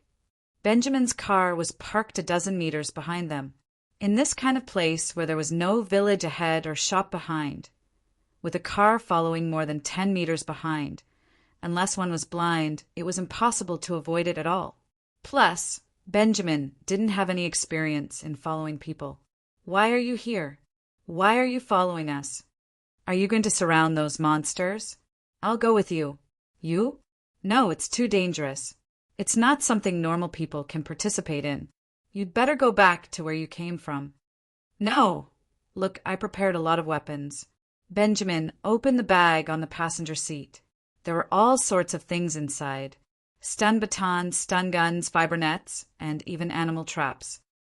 Your tools are useless against those monsters. To them, they're like toys. Don't underestimate me, Benjamin said indignantly. I'm not as strong as you, but I can protect myself. He felt that he was being underestimated, so he had to prove himself. Benjamin was a man with a strong sense of pride. Otherwise, he wouldn't have chosen to investigate alone because of his captain's suspicions. Gaia suddenly went to the car, grabbed her sword, and slammed it down on the hood of Benjamin's car. After a loud bang, Benjamin's car was destroyed. Benjamin was dumbfounded. Gaia glanced at Benjamin. Now you can't follow us anymore. With that, Gaia strode off. Benjamin was left alone in the darkness. His face red, Benjamin shouted, "You think you can get rid of me like this? It's useless. I'll use my own methods to prove myself." Benjamin dragged his bag, which weighed dozens of kilograms, out of the car, carried it on his back, and continued forward. But by then the road was completely dark. Benjamin started to feel afraid again. After walking for a while, Benjamin was physically and mentally exhausted. Suddenly, there was a rustling sound around him, and Benjamin's scalp went numb. Benjamin ran as fast as he could, and a black shadow chased after him in the darkness. Although he couldn't see clearly, Benjamin could roughly make out the outline in the darkness. It was the same kind of lizard monster he had encountered before. As Benjamin ran, he took out his gun, turned around, and shot at the lizard monster that was chasing after him. Bang, bang! The lizard monster instantly disappeared behind him, and Benjamin's shot missed. The lizard monster was too fast, and it had the cover of the night. Suddenly, Benjamin felt a gust of cold wind behind him. When Benjamin turned around, he saw the lizard monster raising its claws and slamming them down on his head. Benjamin instinctively raised his gun and fired 2 more shots. This time, the lizard monster didn't even bother to dodge. "I'm dead this time." Benjamin had already lost all hope. Chapter 787. Just then, a gust of wind whizzed past Benjamin's head. The lizard monster stopped moving. Benjamin looked at the lizard monster nervously. Just then, the lizard monster's arm suddenly broke into pieces and fell to the ground. Then its shoulder slid down to the ground. Benjamin's face was filled with shock. When he looked up again, Gaia had unknowingly appeared behind the lizard monster. Gaia looked down at Benjamin. "What do you think? Do you still want to follow me?" Benjamin gulped. "How about you send me back?" Gaia sneered. "You wish." With that, Gaia swaggered off. "Wait for me. Don't leave me here alone." Benjamin was scared out of his wits as he chased after Gaia. Gaia returned to the car. Benjamin followed. "What, you still want to follow? Do you think I can go back to the city with my legs?" "Forget it, get in." Benjamin looked at the people in the car with an awkward expression. "Hi, everyone." Everyone looked at Benjamin. "Gaia, are you sure it's okay to bring him along?" West asked. "I have some equipment. Maybe you guys can use it." Benjamin opened his backpack generously. "This is a military stun baton. It has 2 million volts and an instant output of 30,000 volts. Even a tiger can be electrocuted." Jolig took out a similar stun baton. 10 million volts and an instant pulse of 100,000 volts. Benjamin's face flushed. He was about to take out the stun gun. Jolig took out another stun gun. A short distance stun pulse gun. There's no ejection device. It attacks with electric arcs and an instant output of 100,000 volts. Benjamin was speechless. Many of the equipment he'd brought weren't available on the market. Some of them were bought from the internet, and some were modified by him. He'd thought that he could at least fight the monsters with these weapons. But compared to Jolig's weapons, his were like children's toys. "Put this on." Gaia tossed a bulletproof vest to Benjamin. "I have a bulletproof vest." This isn't a normal bulletproof vest, Gaia said. I'm afraid that bulletproof vest of yours can't even block a single hit from those monsters. The car slowly stopped outside the church. Even under the night sky, the dilapidated church could still be seen. Flames could be vaguely seen in the church, and the air was filled with a trace of strangeness. Everyone got out of the car and looked at each other. The oppressive feeling that the church gave them made them feel as if their chests were blocked, and it was difficult for them to speak. Let's go in. Gaia's expression was solemn. Wes made up his mind and said to Benjamin behind him, "Follow behind." Everyone pushed open the church's door and saw a few dozen black-robed men standing in front of a magic array in the center of the church. "In the name of the supernatural organization, I'm giving you an ultimatum. Surrender immediately," West announced loudly. All the black-robed men turned to look at the people from the association. Being stared at by so many pairs of eyes made them feel a little creeped out. The pairs of eyes hidden under the black robes were all emitting a strange light. Wah! With a cry, the black-robed man in the center of the magic array raised a naked baby high in the air. The black-robed man was still chanting a magic prayer. "Put the baby down," Gaia yelled. The black-robed man slammed the baby onto the ground. Then there was no more sound. Everyone's heart felt like it had been yanked hard. It was an indescribable pain and an erupting fury like a volcano. Just then, another cultist handed a child to the black-robed man in the center. Gaia finally could hold it in any more. "Stop!" Waving her burning sword, Gaia rushed to the center like a wild beast. But at that moment, the black-robed cultists tore off their clothes. They revealed the appearance of lizards and made lizard-like noises. "Kill all of you monsters! Kill, kill, kill!"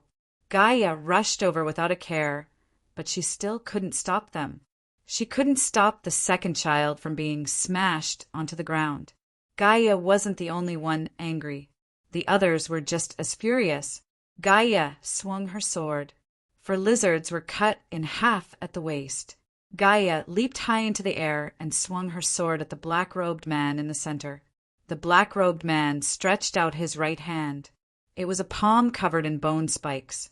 The black-robed man's palm suddenly turned into a huge, ghastly claw and swiped at Gaia in the air. Gaia was sent flying along with her sword. "Kill them all and send their flesh and blood to Lord Solara's." Large numbers of lizards and the people from the association started fighting. Gaia kept rushing forward, trying to stop the black-robed man's evil actions. But she couldn't do it. The black-robed man killed a third child right in front of her. The black-robed man's body started convulsing. His breathing became heavy.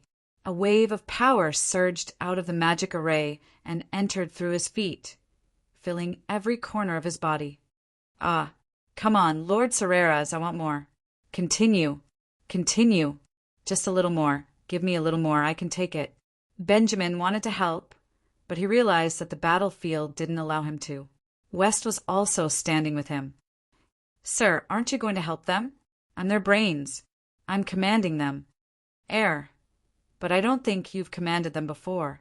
As their commander, I have to protect myself first," West said matter-of-factly. Just then, a lizard monster charged over. But when it reached West, its movement seemed to have slowed down by 10 times. West shoved the stun baton into the lizard monster's mouth. Electric arcs instantly blasted the lizard monster's mouth. Just then, West saw Gaia being sent flying again by the black-robed man in the middle. "Sir, we seem to be at a disadvantage. Miss Gaia doesn't seem to be able to defeat the man in the middle," Benjamin said worriedly. "We're doomed." West's face was full of bitterness. "Are we going to die?" Benjamin's face was full of fear. West looked at the battlefield and hesitated for a moment. "What a headache." Benjamin watched as West picked up his phone and put it down again and again. He seemed to be in a dilemma. "Mr. West, what are you doing? Is this phone some secret weapon?"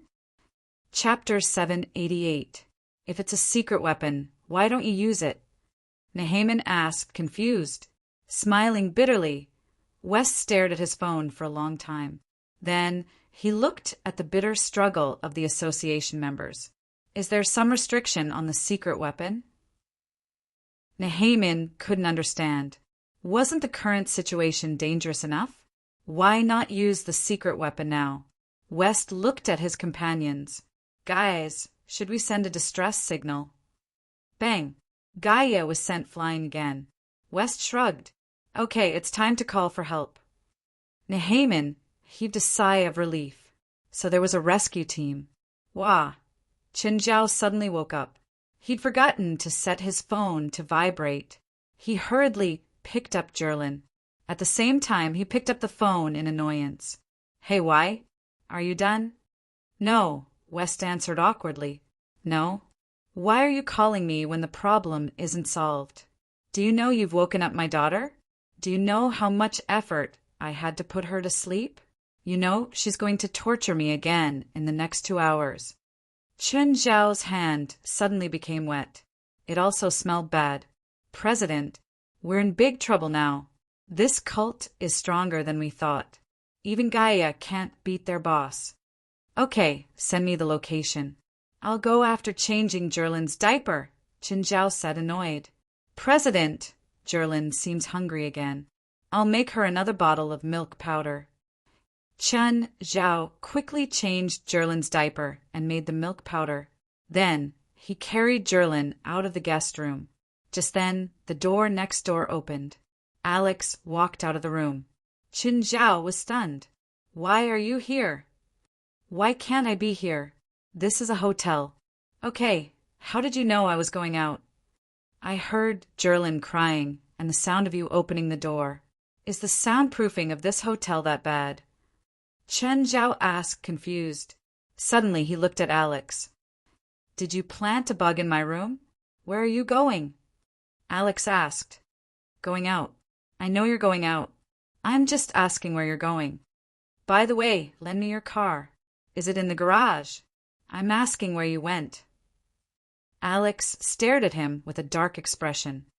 Little Jerlin can't sleep every time she wakes up, so I'm taking her out for a walk.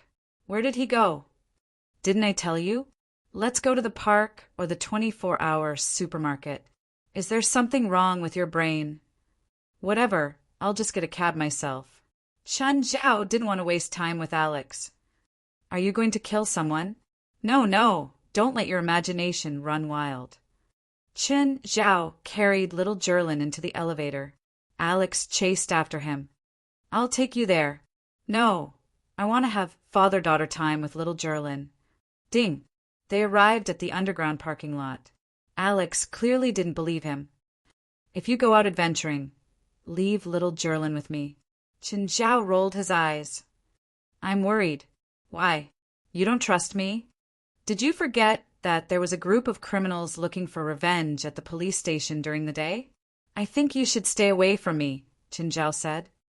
By the way, which car is yours? The one over there. Alex tossed the keys to Qin Zhao. Qin Zhao handed the child to Alex and went to start the car himself. But before he could take a few steps, an SUV started up without warning and rammed into him. Boom! The front of the car slammed Qin Zhao into the wall. Alex shrieked in fright. Just then, 4 people got out of the car. Muller looked at Qin Zhao, who'd been slammed into the wall, with a savage expression.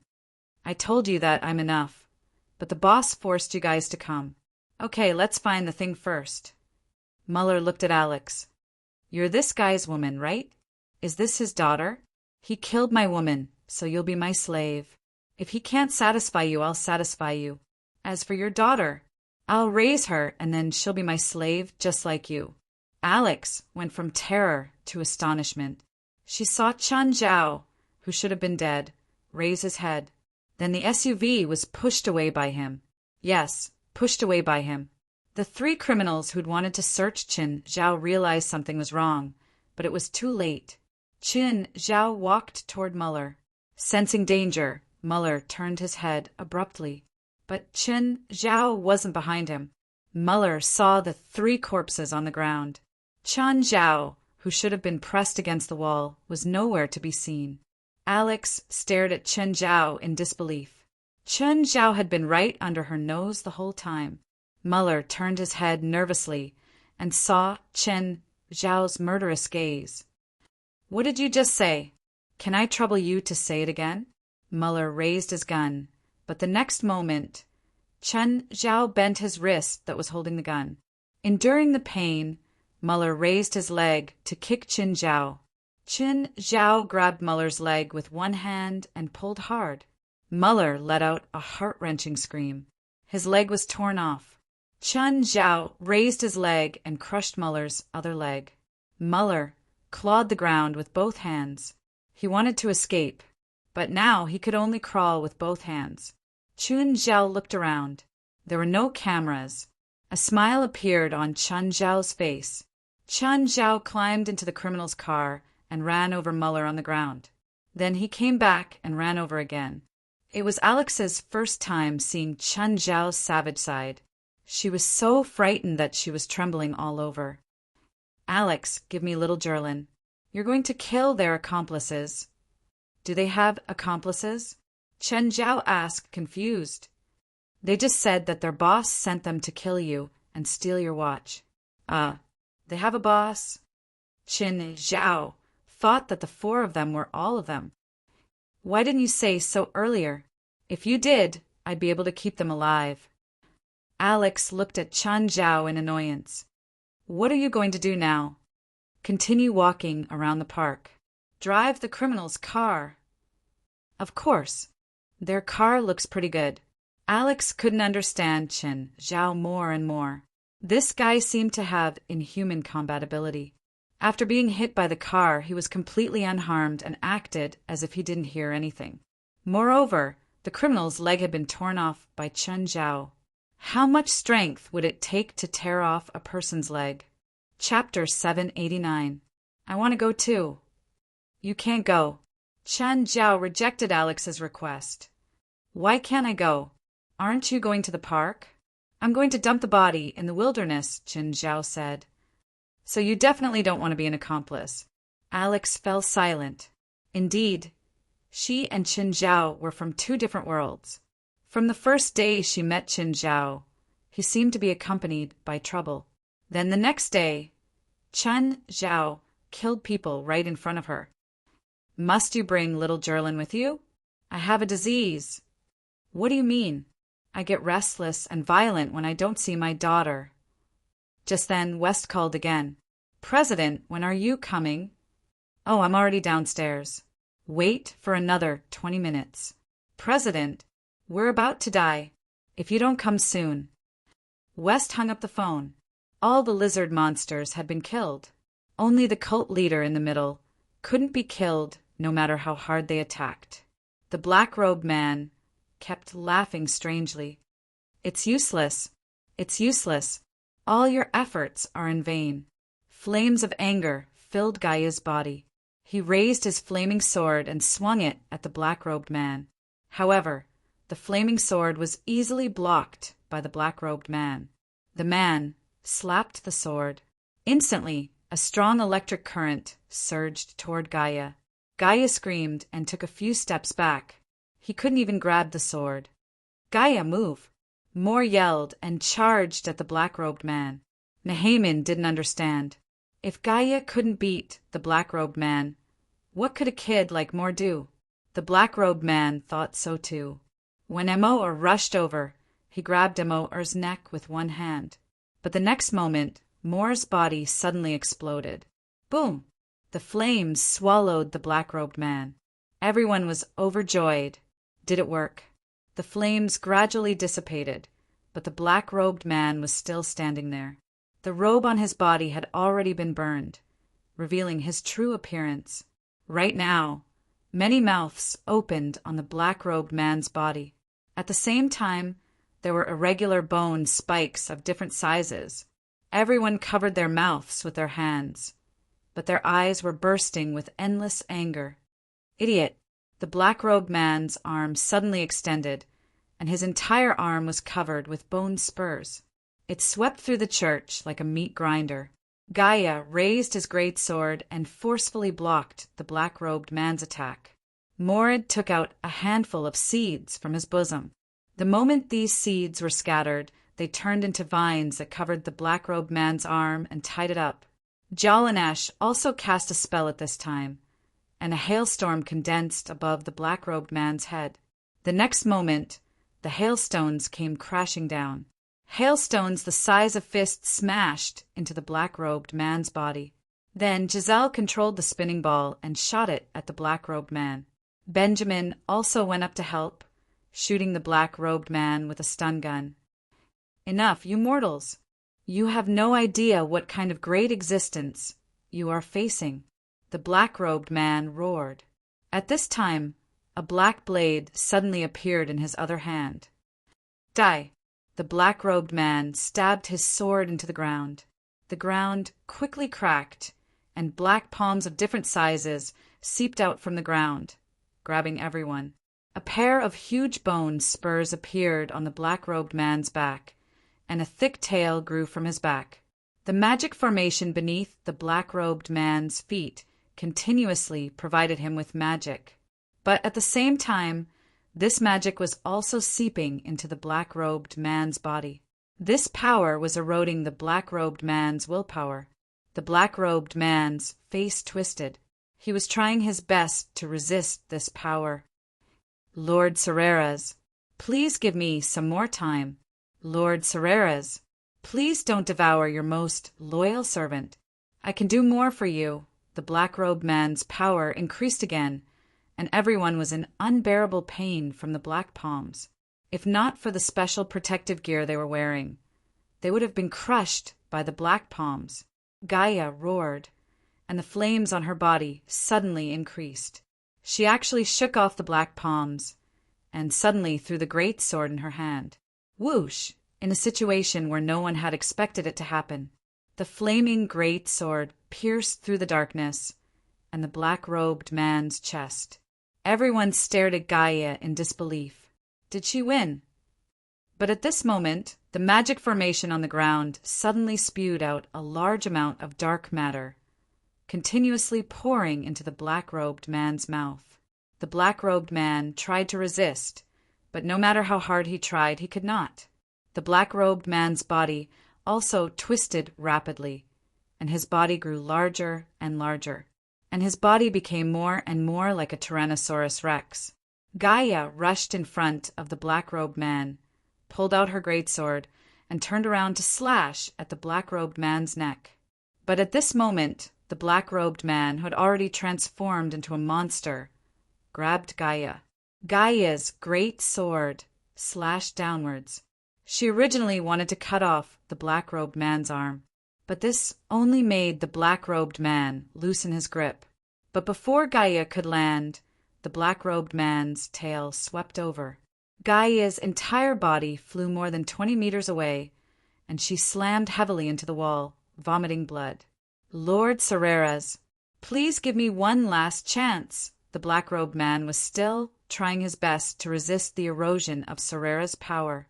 But the more he used Serreras' power, the faster Serreras' power eroded him. Beep!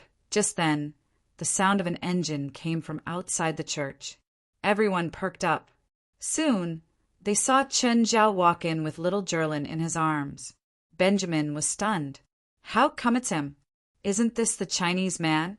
Why is he here? Then, the black-robed man's arm suddenly extended, grabbing at Chen Zhao. More accurately, it was grabbing at little Jerlin in Chen Zhao's arms. The bronze sword appeared instantly. With a whoosh, the black-robed man's hand was cut off. Benjamin gaped at Chen Zhao in shock. Gaia's power was so great that she couldn't even cut off the hand with her greatsword. But Chen Zhao had actually cut it off with one strike.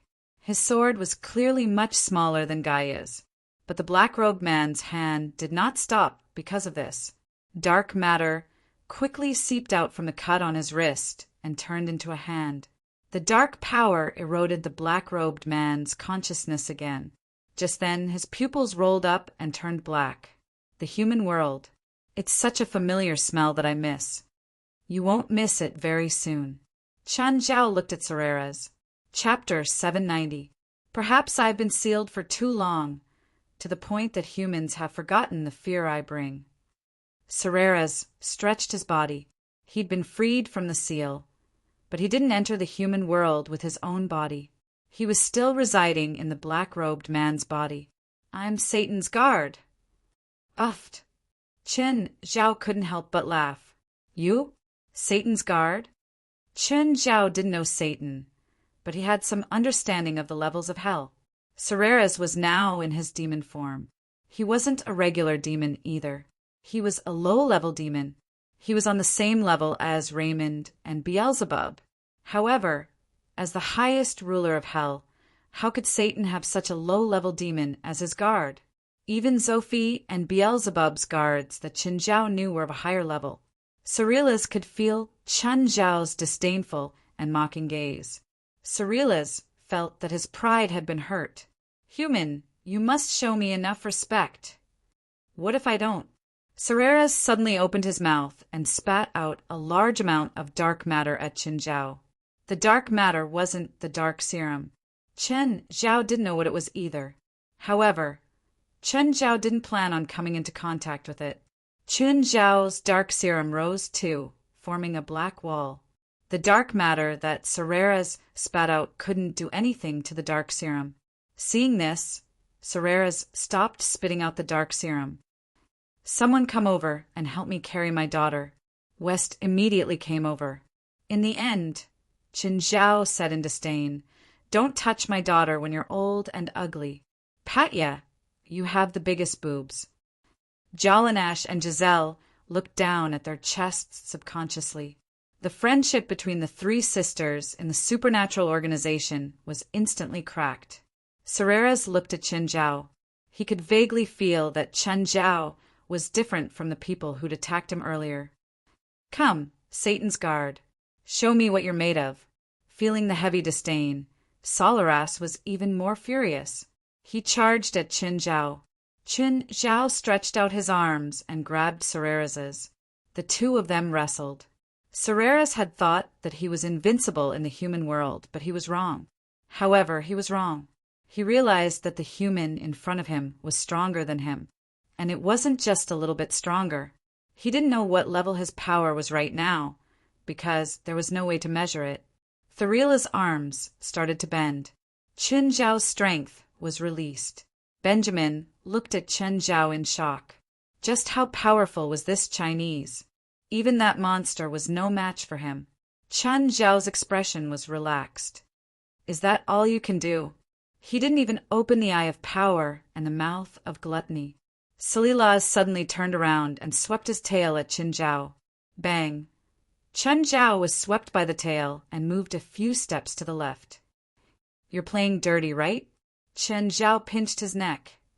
Human, do you think this is a duel? Sararas sneered. If you want to play dirty, I'm your ancestor. Chen Zhao suddenly threw a punch. Sararas had felt Chen Zhao's power before, so he obviously didn't want to take it head-on. But at this moment, a car suddenly appeared above Sarilaz's head. Bang! Salilaz was dumbfounded by the crash. Then, Chen Zhao followed up with a punch. A few of Salilaz's teeth were shattered. Chen Zhao then grabbed the car and swung it at Salilaz. Salilaz was sent flying. Who is he? Benjamin was dumbfounded. Was this guy Superman? He was using an SUV that weighed at least 2,500 kilograms as a fly swatter. Salilaz climbed up and panted like a bull. He landed on all fours and pointed the two huge bone spikes on his back at Chen Zhao. Then he charged at Chen Zhao. Chen Zhao watched as Salilaz charged over. The eye of power and the mouth of gluttony opened on his right arm. The dark serum was attached to his right arm and he clenched his fist. His right fist made the sound of bones colliding. The moment Salilaz charged over, Chen Zhao raised his fist. Bang! Half of Salilaz's head was smashed into pieces. The huge body was smashed into the ground, which also cracked. Everyone felt their scalps go numb. They knew how strong Chen Zhao was. Back then, Chen Zhao had smashed the dozens of tons of the fallen source into the ground. But to Benjamin, this punch was filled with shock and violence. The bronze sword appeared again. Chen Zhao walked toward Salilaz with it. Salilaz stood up shakily. The dark substance covered his damaged body again. Seeing Chen Zhao walk over, Salilaz raised his claw and swiped at Chen Zhao. Chen Zhao swung his sword and the claw flew away. Then Salilaz raised his right claw and swiped at Chen Zhao. Chen Zhao swung his sword again, cutting off Salilaz's arm as well. Salilaz was in extreme pain and took 2 steps back. Chen Zhao swung his bronze sword again, his eyes fierce. You sent people to capture my daughter, right? Wait, I didn't. When the bronze sword swung over, the friction in the air made the blade burn red. The sword slashed across Salilaz's stomach. Salilaz's organs flowed out, but it still wasn't enough to kill him. Chen Zhao didn't plan on killing Salilaz immediately. Chen Zhao swung his sword again, and another piece of Salilaz's flesh flew away. Do you know that because of you my daughter was woken up? Everyone was speechless. As expected, Chen Zhao still cared about this. Another piece of flesh flew away.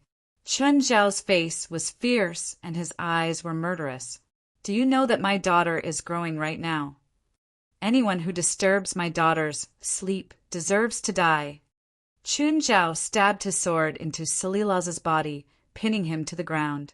Chen Zhao himself was on top of Salilaz's body. Stop! What are you doing? Chen Zhao grinned at Salilaz. Pull out his tendons and skin him. Chen Zhao reached out and grabbed Salilaz's flesh and pulled hard. Everyone heard the sound of flesh tearing and Salilaz's pained cries. Who asked you to capture my daughter?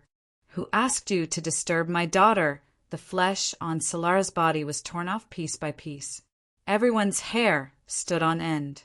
They knew that Chen Zhao had always been brutal in battle, but this was the first time they'd seen Chen Zhao so cruel. West, Giselle said. The call just now was from you. It has nothing to do with me.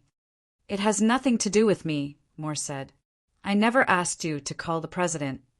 All of them wanted to draw a clear line between themselves and West. Looking at Salilaz being tortured by Chen Zhao, West couldn't help but shiver. Chapter 791. The blood, flesh, and bones behind him were like a mountain. Everyone shuddered, especially Benjamin. This was especially true for Benjamin. He initially thought that Sorela's was brutal enough, but now it seemed that Sorera's wasn't as brutal as this Chinese. He was a butcher. Sorera's was like a lamb waiting to be slaughtered. Wah! Jerlin started crying again. Chen Zhao looked back. Patya was so scared that she hurriedly coaxed Jerlin. This was too scary. What if the president thought that he'd woken Jerlin up? Patya was about to cry. Chen Zhao turned to look at Sorera's on the ground. It's all your fault. My daughter is crying. Die. The dark serum poured into Sorera's bloody body. Sorera started struggling. The dark serum found Sorera's demon core and took it away. Finally, Sorera's breathed his last. Chen Zhao chopped off Sorera's head and dragged it back to the crowd. Everyone was so scared that they took 2 steps back. Although Solara's only had his head left, his face made people shudder in fear. Sorera's had died too tragically. He'd been tortured to death by Chen Zhao. West, can we bring this back? I want to hang it in my office. I'll think of a way, West said reluctantly. Also, you guys can't even deal with this trash. You need more real combat experience. Everyone was speechless. Apart from you, no one else could beat this monster no matter how hard they trained, right? But they didn't dare to say the truth. President, your daughter. Patya felt that Jerlin was a hot potato now. If Jerlin cried, the president would probably kill her. Hold me for a while longer. Look at me. I'm covered in blood. It's not convenient. Chen Zhao looked at Benjamin. What's wrong with him? Benjamin was scared of Chen Zhao. After all, He'd seen Chen Zhao's most terrifying side. He got lost, Gaia said calmly. Kill him. Ah. Benjamin was so scared that he peed his pants. Huh. Just kidding. Look, we're all good people. We're on the side of justice. Chen Zhao patted Benjamin's shoulder. Ahihi. Benjamin's smile was forced. He believed that they were partners of justice. But Chen Zhao seemed like an evil villain, no matter how he looked at it. By the way, I remember you said that you wanted to protect me and my daughter, right? Benjamin's face immediately turned red. Protect your daughter? With a daughter con like you around, what kind of monster would dare to harm your daughter? Suddenly, Chen Zhao turned around and looked at a shadowy corner of the church. Do you want to come out yourself, or do you want me to pull you out? There was an old man hiding in the corner of the church. When he heard Chen Zhao's words, he jumped in fright. Don't kill me, don't kill me. I have nothing to do with Satanism. This old man was wearing the black robe of the evil sect. Everyone found it hard to believe that this old man had nothing to do with the evil sect. Bruce was so scared that he almost peed his pants. He had seen the entire battle. This man was too terrifying. The demon from hell had been cut into pieces by this man. Speak, be honest, and I'll give you a quick death. I really have nothing to do with Satanism. I'm the priest of this church, Bruce said, wiping his tears. Bruce wiped his tears and said, after the leader of the Satanist cult occupied this place, he forced me to become a member of the Satanist cult. I have always pretended to be obedient. I am different from those brainwashed believers. I have always believed in God. Then how did you fool them? Chen Zhao didn't believe that the evil sect didn't have any methods to control people. The leader of Satanism will use the demon's blood to control and demonize believers, including me, Bruce said. But I've been using holy water to purify myself, so I haven't fallen or been demonized. Come here. Let me smell your scent. Chen Zhao crooked his finger. Bruce's legs trembled in fear. He knew how terrifying this man was. He was scarier than a demon. As the priest of this church, Bruce was actually the guardian of the seal. In the church's documents, there was a record of this demon called Salaraz. It also recorded Salaraz's various crimes and unparalleled power. But now, Salaraz's head was in Chen Zhao's hand. The demon, who'd always been known for his cruelty and evil, had been tortured to death. Bruce now saw Chen Zhao as the scariest human in the world. If someone said that Chen Zhao was Satan now, he wouldn't doubt it at all. I told you to come here. Don't you understand? Bruce could only walk to Chen Zhao. He was really afraid that Chen Zhao would slap him to death. Chen Zhao grabbed Bruce's arm and cut it. Then he dipped his finger in the blood. Yes, he's a pure human, Chen Zhao said after confirming it. Since you've been in the cult for so long, have you never thought about escaping? Or sending a message? So many children have been killed. Don't you care at all? Gaia looked at Bruce coldly. I want to, Bruce said bitterly, but those lizard monsters have already remembered my scent. I can't escape at all. Plus, there's no communication device here. How can I send a message? Humph, useless. Gaia had always been upset about not being able to save those children. Those children were all less than a month old. Gaia's heart was very heavy. Chen Zhao patted Gaia. He knew that she wasn't in a good mood. Everyone was tired today, so Chen Zhao didn't continue torturing them. However, it was a happy thing to be able to hug Jerlin to sleep every night. No matter how terrible it was outside, as long as his daughter was by his side, everything would become better. At night, Chen Zhao's phone suddenly vibrated. Chen Zhao picked up the phone and glanced at Jerlin in a daze.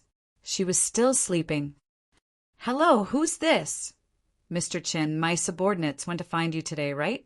Chen Zhao woke up immediately. Who are you? You can call me quick. Oh, and then, where's my subordinates? I'm still alive, which means that they might have already seen God or Satan. Why? Are you interested in letting me send you on your way? Chapter 792. So troublesome. Why can't I just spend a day with my daughter? What a headache. Oh, you have a daughter. Huh. You have to be careful. She's so young. She can die easily. Chen Zhao caressed Jerlin's cheek. At the moment, Jerlin was sleeping soundly. Her small mouth was still moving. She was probably dreaming and drinking milk. Thanks for the reminder. I'll be careful. Chen Zhao's voice was filled with warmth. But you should be careful too. Don't let me see you. In the morning, when Chen Zhao woke up, he realized that Jerlin still woke up earlier than him. Every day, Jerlin would wake up earlier than Chen Zhao and stare at him like that every day. Chen Zhao pinched Jerlin's cheek and got up to do what he had to do every day. Changing diapers, making powdered milk. It was another refreshing day. Just then, Alex's call came. Hey, Chin, Dangboli's party on the sea is today. Got it. Are you going to attack them? You're thinking too much. Like you said, they're all billionaires. How can I attack them?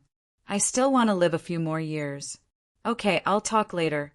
I'm going to have some fun with Jerlin. After breakfast. Chen Zhao carried Jerlin to the dock and rented a yacht. However, before Chen Zhao could board the yacht, he saw Alex standing at the dock and looking at him. Alex, why are you here? If you want to go out to the sea, you have to rent a yacht here. Why am I here? Alex looked at Chen Zhao in annoyance. You're not going out to play, are you? You're right. I'm indeed going out to play. Boss, that Chinese is so bold. He ignored your warning and even dares to go out to play. Go get a helicopter. I want to know what kind of expression that Chinese will have when he sees me. Boss, how many people should we bring? All of them, Quick said. Quick and the others boarded a helicopter. It was a modified military helicopter. It could hold 20 people. It was originally a decommissioned helicopter of the U.S. Air Force. Some organizations bought it at a low price and used it for private purposes. Of course, with America's air traffic control, it was impossible for this helicopter to carry any weapons. It was mainly used for manned missions. Armed forces like Quake often needed to carry out multi-person transport missions.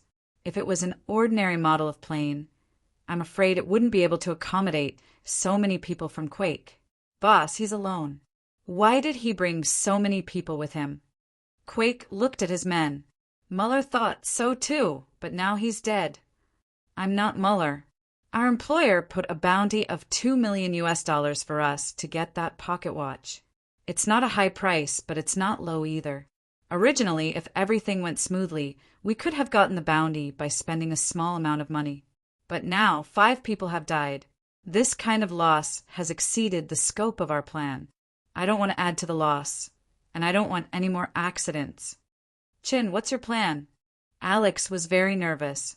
Chun Zhao was empty-handed, and he was carrying a child. Was he going to take revenge for Jerlin with just this kind of preparation? As far as Alex knew, Dangboli had 3 escort yachts other than his own luxury yacht. They were yachts, but they were armed with heavy firepower. The U.S. had a detailed classification of military and civilian weapons.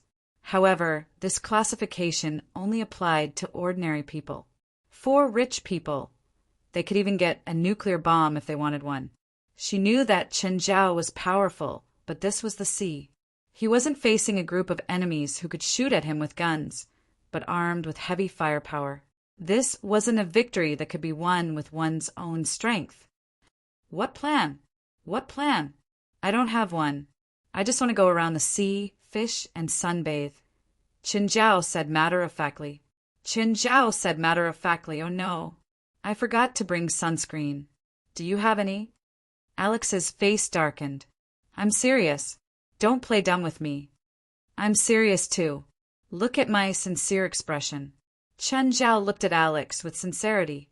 Facing this vast ocean, I feel like my heart has broadened. All grudges, love, hate, and hate have vanished into thin air. I've let go of my hatred. Now I can face anything calmly. For a moment, Alex almost believed Qin Zhao's words. Qin, I don't care what plan you have, but please don't take Jerlin into danger. What danger?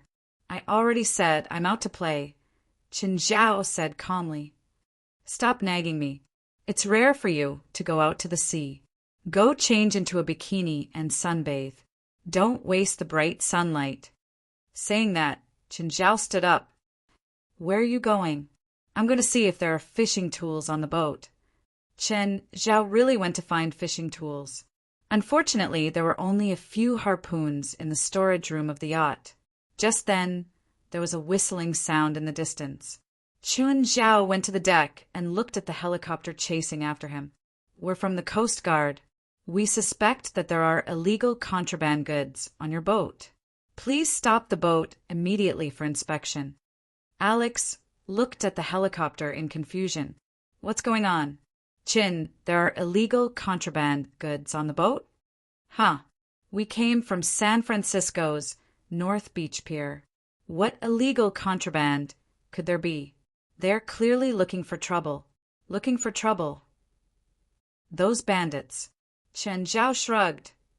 Then what do we do? They're in the sky. We can't do anything to them. Alex's expression turned serious. See? It's such a good holiday, but people always come to ruin my mood. Now's not the time to joke around. Hurry up and think of something. Qin Zhao stood on the roof of the yacht.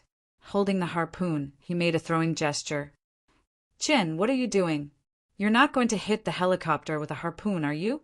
At the same time, in the helicopter, Quake's subordinates all laughed. Huh? Is this Chinese joking? He wants to shoot us with a harpoon? Oh my God, I didn't know that Chinese are so humorous. Doesn't he know that the helicopter's windshield is bulletproof?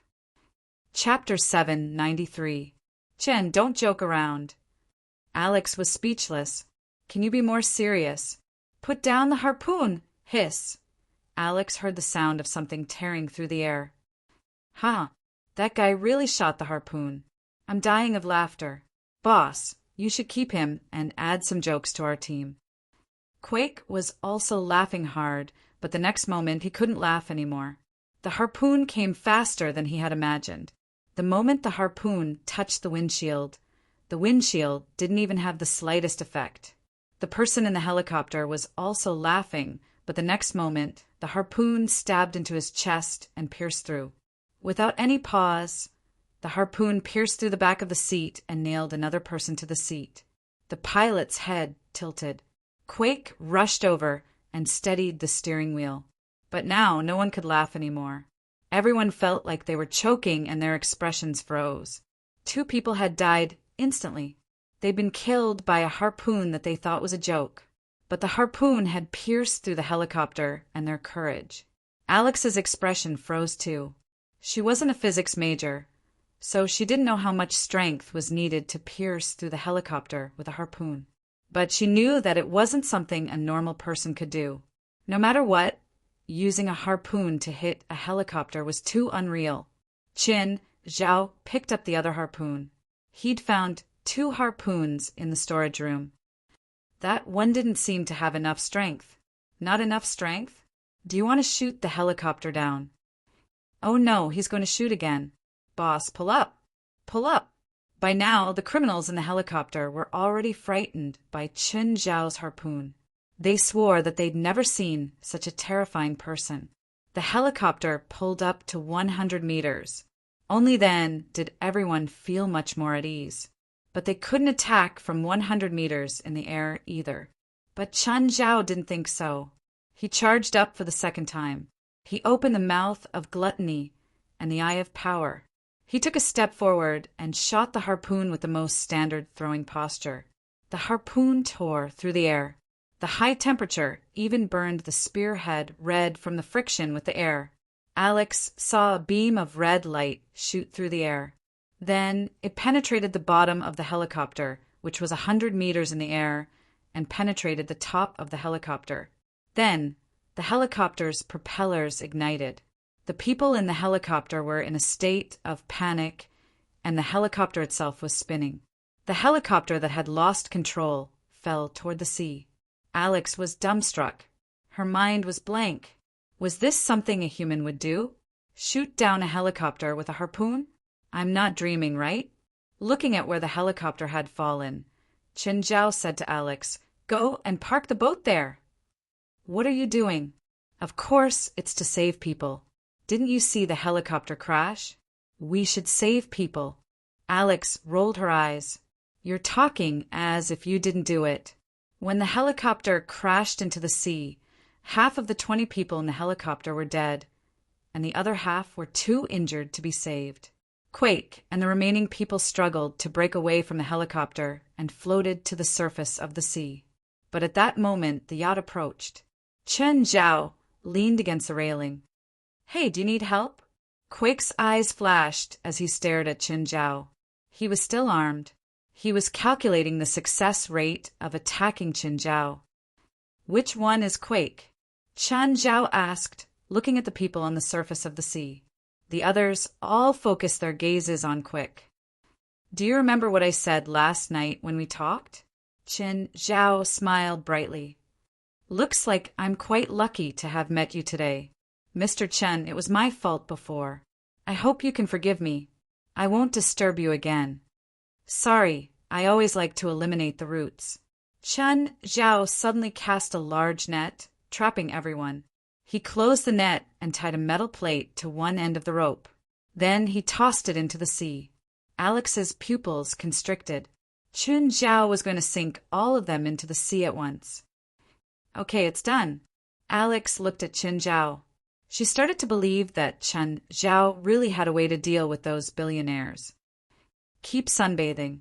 After another 2 hours of sailing, the target yacht finally appeared in their field of vision.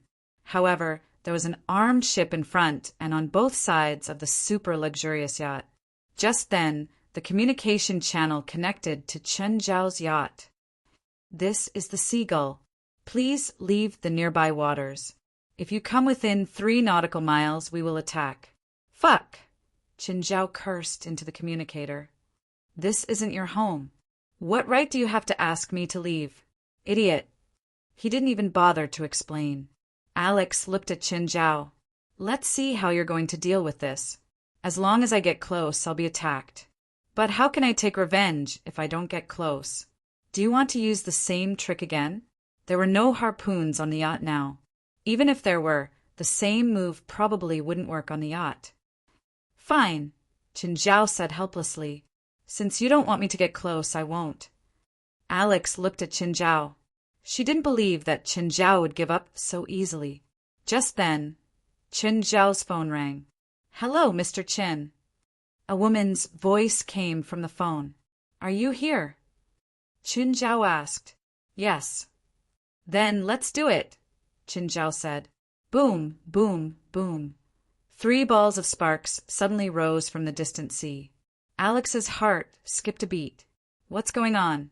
Where did the attack come from? The 3 armed ships turned into fireballs and sank into the water.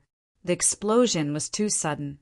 Almost everyone on the armed ships was spared. "This is the Seagull. This is the Seagull. Please help us immediately. We've been attacked by a torpedo. Please help us immediately. This is the Jellyfish. You just said that I'm not allowed to get close, so I don't dare to go over. You have to come immediately. Do you know how many rich people we have on the ship?" "I don't know. Can you tell me how many rich people you have on the ship?" Chapter 794. Alex looked at Chen Zhao, astonishment in her eyes. So it was all arranged by him? An attack from the water? With a cynical expression, Chen Zhao was still talking to the people on the Seagull. "Is it everyone's combined worth $500 million? Or one person's worth $500 million? One person. $500 million. The communicator seemed to have been jammed. Their conversation didn't flow smoothly. What a pity. Looks like we can't keep chatting. Just then, Chen Zhao and Alex saw a speedboat rush out from the Seagull. It was extremely fast and quickly escaped from the Seagull. Alex looked through her binoculars and her expression changed. Dang bully, he escaped. Qin Zhao looked at the speedboat's speed. Even Guret's submarine, which he'd contacted, wouldn't be able to do anything to the speedboat, let alone his yacht. That speedboat is really fast. Qin Zhao looked into the distance. He's the culprit. Aren't you worried at all? Huh. What culprit? I'm already used to it. I don't care about revenge at all, Qin Zhao said nonchalantly. I believe that God will punish him. Alex gritted her teeth in anger. She knew that Qin Zhao was talking nonsense, but his nonchalant attitude still enraged her. You're counting on God. Of course. I'm a devout believer. Amen. Suddenly, something appeared in the distant sea. It charged toward the speedboat at an astonishing speed. Alex's pupils constricted and she looked at the sea. What's that? A submarine? God's will. The thing chased behind the speedboat. The people on the speedboat started firing wildly at it with their machine guns. But for the thick-skinned thing in the water, the machine guns in their hands were like tickles. The thing suddenly jumped out of the water, Alex's mouth open wide. Disbelief and shock were written all over her face. What was that? A killer whale? You must be joking. How could there be such a huge killer whale? The people on the speedboat also gaped at the killer whale above their heads in astonishment. What did a 60-meter killer whale look like? A normal reverse halberd whale was about 10 meters long, with the longest not exceeding 12 meters. But the killer whale above them was more than 60 meters long. Just its length alone was 5 times that of a normal killer whale. As for its weight, it was 30 to 40 times that of a normal killer whale. This was a terrifying super beast, with the killer whale's mouth facing down. Everyone on the speedboat jumped off in fright. The killer whale bit the speedboat and sank it into the sea. At the same time, it created a huge splash. Let's go, Qin Zhao said. But there's a sea monster there. What sea monster? That's God's messenger. Qin Zhao rolled his eyes. Alex was speechless. Don't be like this. There's a big sea monster there. If this was a monster movie, it would definitely be a big boss. Our small yacht will be swallowed by that sea monster in one gulp. Unfortunately, Qin Zhao ignored Alex's dissuasion and insisted on going. The yacht approached the drowned people. Hey, how are you guys? Save us. Come up. Qin Zhao pulled the drowned people onto the boat one by one. Deng Boli and his bodyguards boarded the boat. They all sat on the ground, fear still on their faces. Alex looked at Qin Zhao and watched as he warmly welcomed them. Do you want some beer? Thanks. These people were all extremely frightened and were still uneasy at this moment. Is this your wife and child? Deng Boli looked at Alex and little Jerlin. That's my child. She's so cute. Unfortunately, her mother passed away not long ago. Really? What a pity. Deng Boli's expression had recovered quite a bit. Her mother was a police officer and was shot to death not long ago. Deng Boli's expression froze. He suddenly had a bad feeling. I've been looking for her mother's killer, Qin Zhao said seriously. Just then, the bodyguard behind Deng Boli suddenly raised his gun. But before he could shoot, Qin Zhao punched him in the face. The bodyguard flew over the railing of the deck. Then the giant beast appeared again and swallowed the bodyguard in one bite.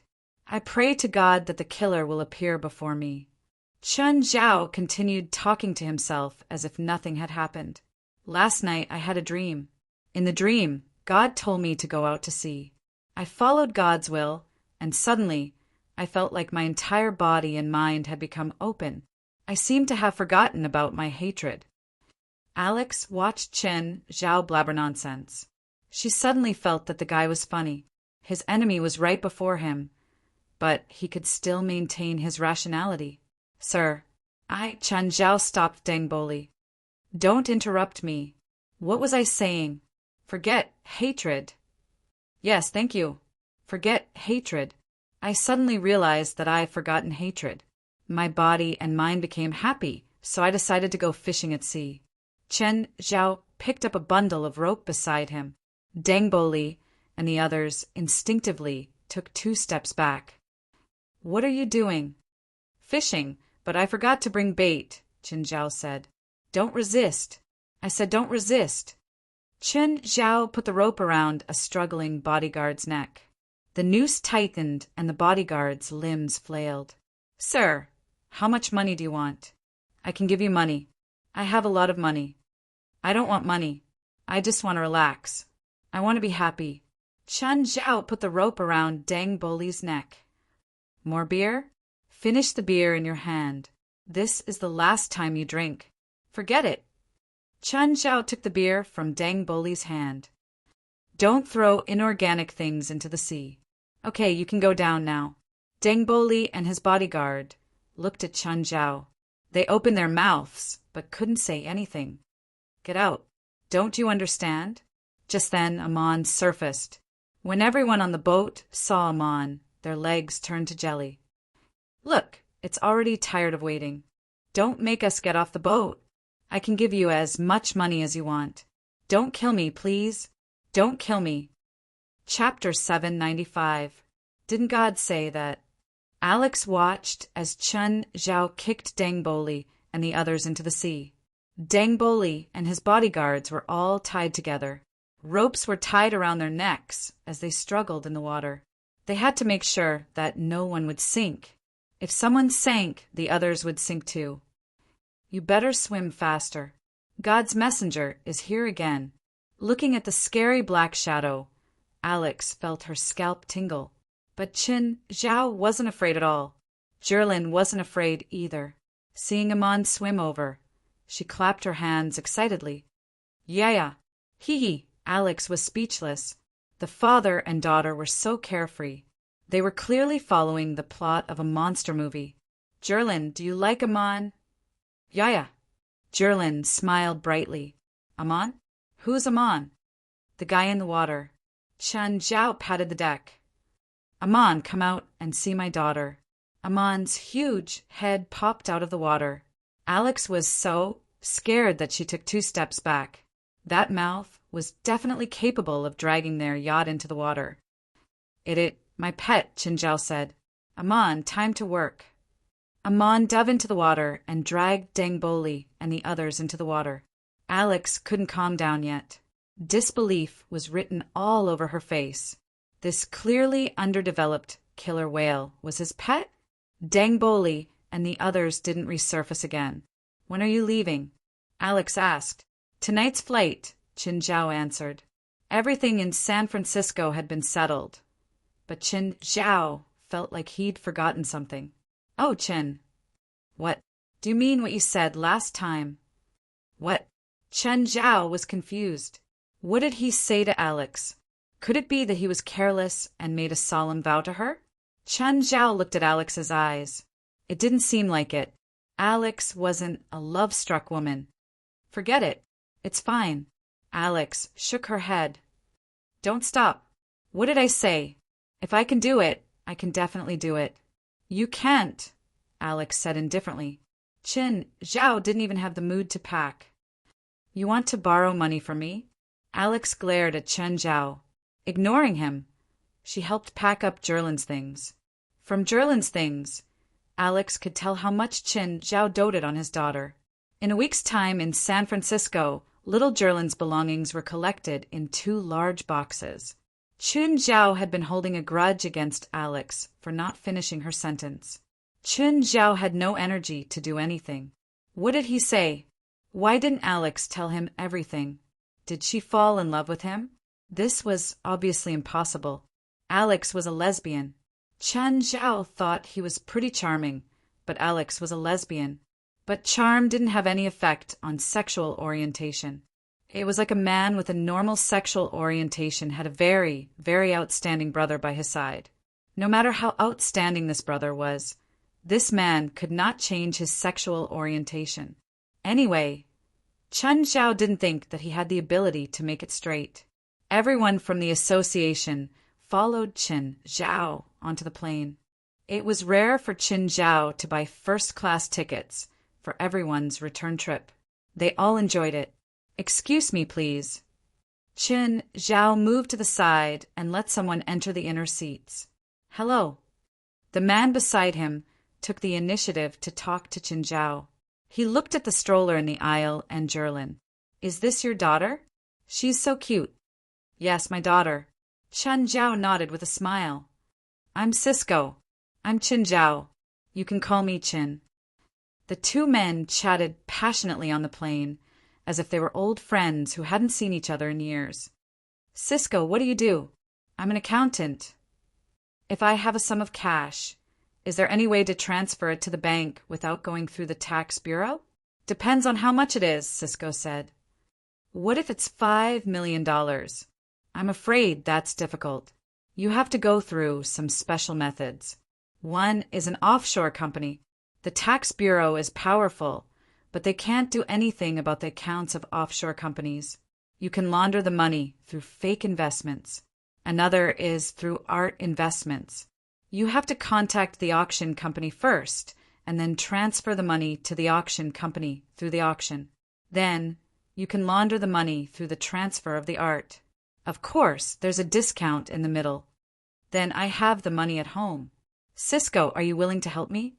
Cisco's eyes lit up. Do you trust me? Of course. The money is just waiting to rot at home. I have to get rid of it as soon as possible. After getting off the plane, Qin Zhao carried Jerlin and walked out of the airport with Cisco. Just then, West and the others drove over. President, over here. That's my subordinate. Let's go. Cisco's heart was burning. He didn't expect Qin Zhao to believe him so easily. Qin Zhao really believed that he was an accountant. Of course, while Cisco was an accountant, he was really good at laundering money. However, Cisco didn't want to help Qin Zhao just like that. He wanted to take all of Qin Zhao's $5 million. After getting into West's car, West glanced at the rearview mirror. President, are we going to your home or the headquarters? To the headquarters, Qin Zhao said. Mr. Qin, didn't you say that the money is at your home? Cisco asked warily. Let's go to my workplace first. West and the others didn't understand why Qin Zhao would bring someone he'd met on the plane to the headquarters. Whatever. He was the boss, so he had the final say. Along the way, Qin Zhao played with Jerlin. The kid's mother must be a beauty. Unfortunately, her mother passed away not long ago, Qin Zhao said with pity. Faint sorrow appeared on his face. Ah, sorry, I didn't know. Cisco hurriedly apologized. If I may ask, did she die of an illness? No, she was shot. She was already 9 months pregnant at the time, Qin Zhao said calmly. The gunman escaped on the way to prison and attacked her mother. Jerlin's mother gave birth to my daughter when she was seriously injured. Qin Zhao said calmly. Psyker tried to move, but Qin Zhao stopped him with one hand. Chapter 796. Everyone in the car immediately perked up. So this was the president's enemy. Bright smiles appeared on everyone's faces. Psyker didn't expect to meet his enemy on a plane. Qin Zhao also didn't expect to meet Psyker. Qin Zhao had seen Psyker's photo in the document Alex had given him.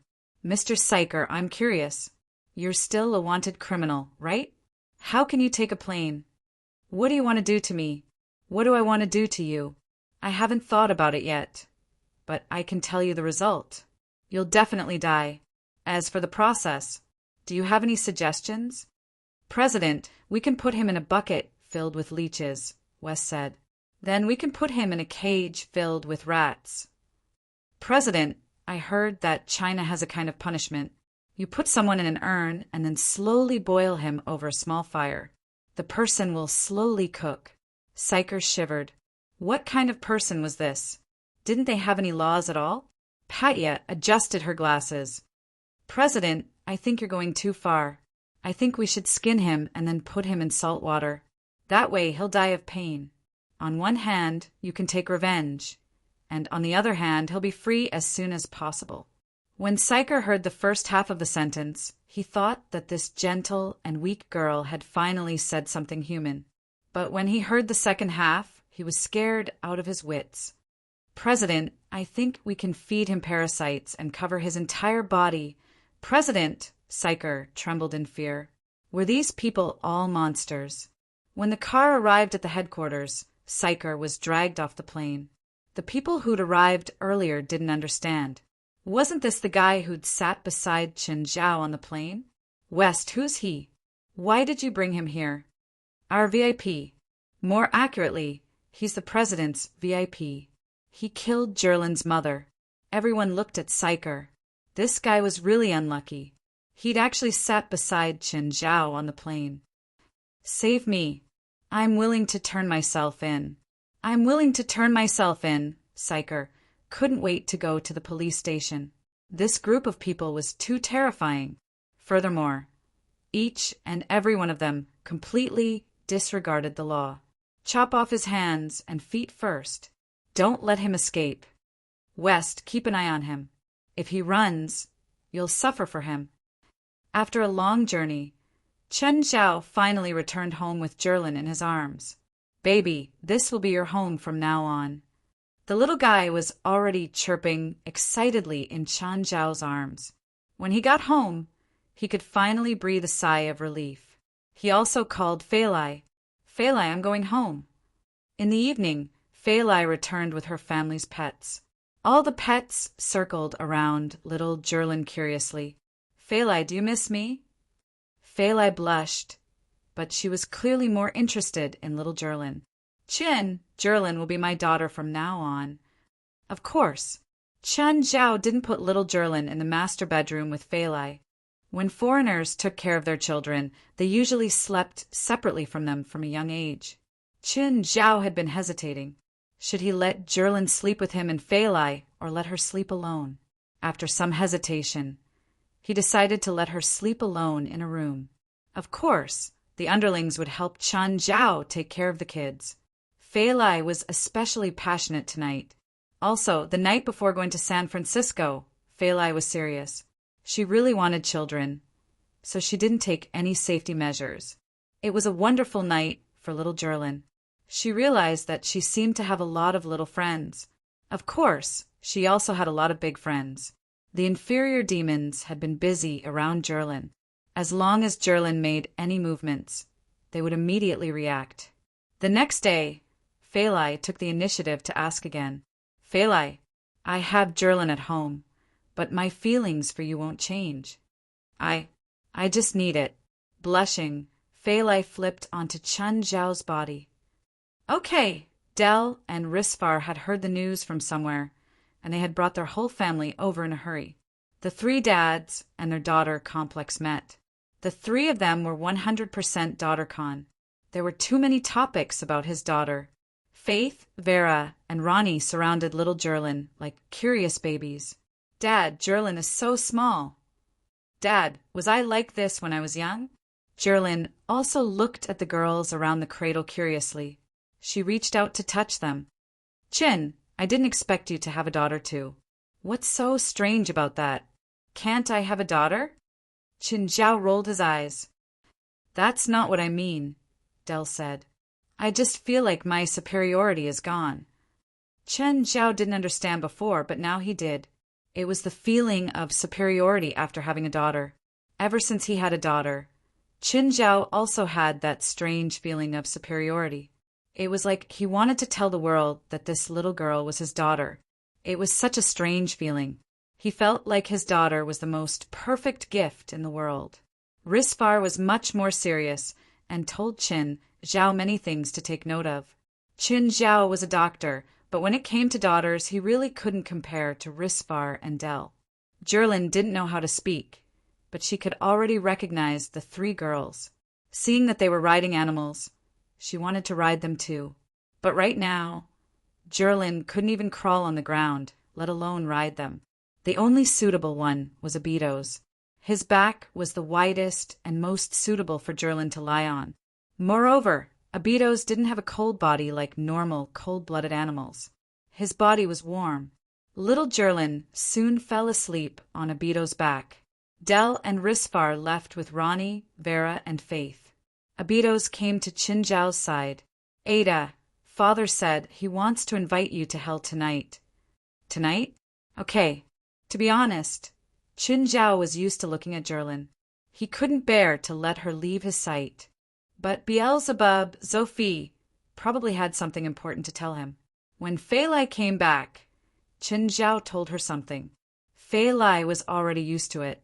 Qin Zhao had to go to hell every once in a while. Chapter 797. Qin Zhao appeared in hell again. But this time he didn't appear in Obsidian Castle. Instead, he appeared in the sky. Qin Zhao remembered that when Samuel summoned him to hell last time, he'd also appeared in hell. It was the same this time. He had no choice but to use the dark serum to create a pair of wings and glide to the ground. What the hell is this place? Below him was a muddy swamp. In the distance was an erupting volcano. The smell of sulfur filled the air. A demon flew over Qin Zhao's head, but he turned back after a while. Strange? Human soul? Living? The demon wasn't tall. At least, Qin Zhao was used to seeing tall and burly demons. The demon before him looked a bit fresh. He didn't have red lips and white teeth, but he had the standard human features. There's a pair of demon horns on his head and a pair of demon wings on his back.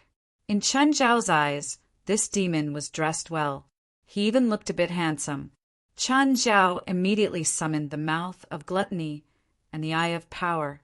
He took out the bronze sword and the dark serum. What are you doing? Are you going to fight me? Why do you have the subordinate powers of Beelzebub and Samuel? Aren't you going to attack me?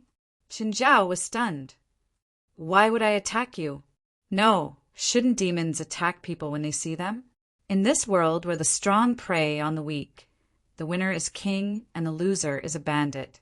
The first thing they say is, submit to me or die. Is this your first time in hell? The demon asked.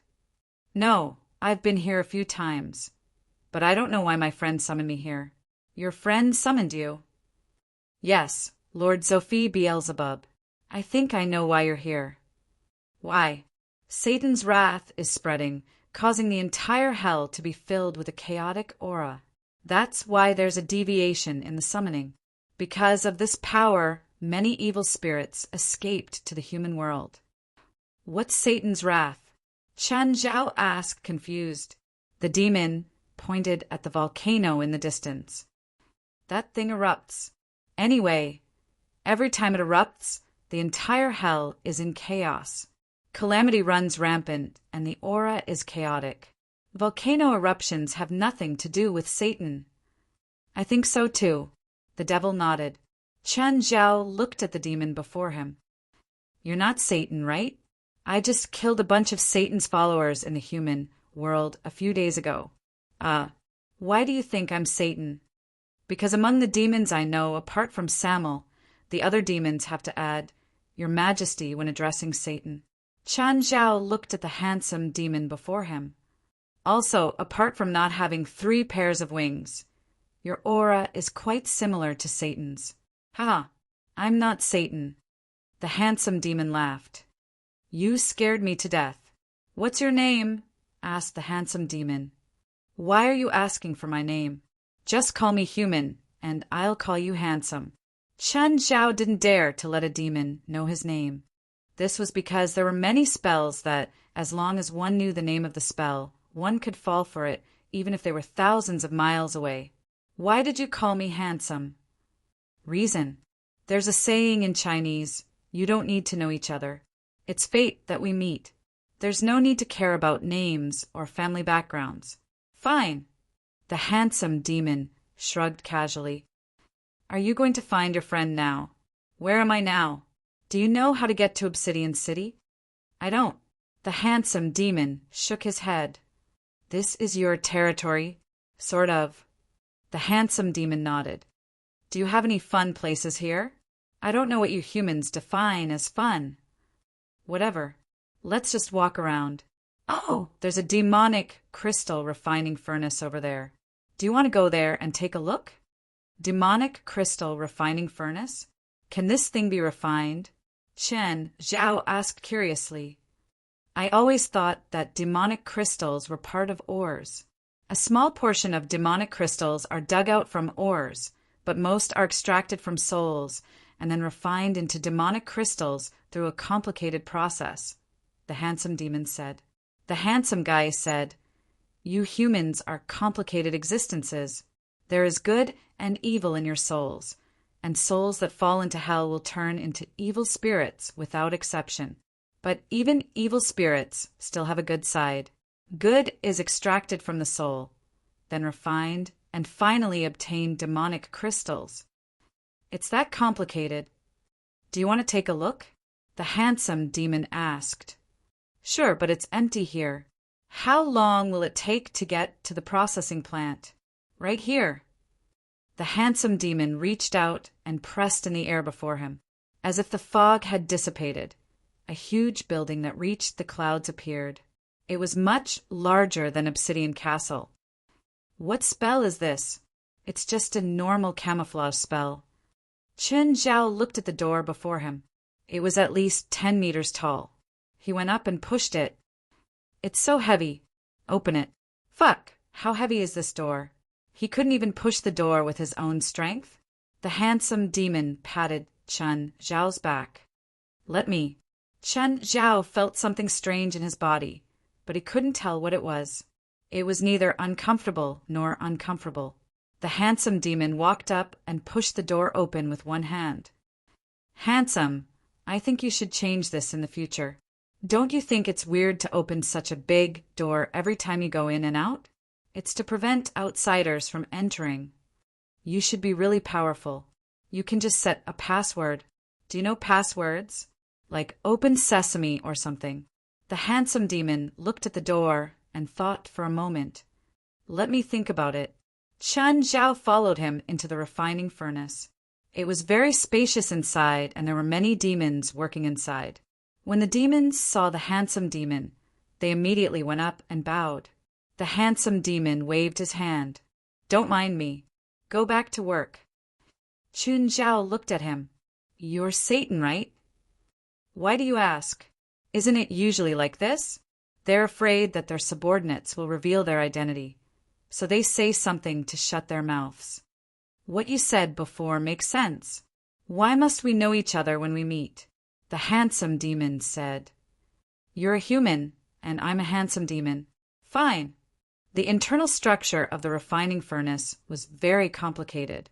Chen Zhao saw a demon dragging hundreds of evil spirits past them. Chapter 798. The handsome demon brought Chen Zhao to a place that looked like a farm. There were tens of thousands of evil spirits inside. They devoured each other inside. It was like a slaughterhouse. Even someone like Chen Zhao, who had seen much of the world, could not help but feel chills down his spine at the sight. What's this for? This is to make perfect demonic crystals. Normal evil spirits can only produce normal demonic crystals. Only these kinds of evil spirits can produce perfect demonic crystals. How strong are these evil spirits? Chen Zhao asked curiously.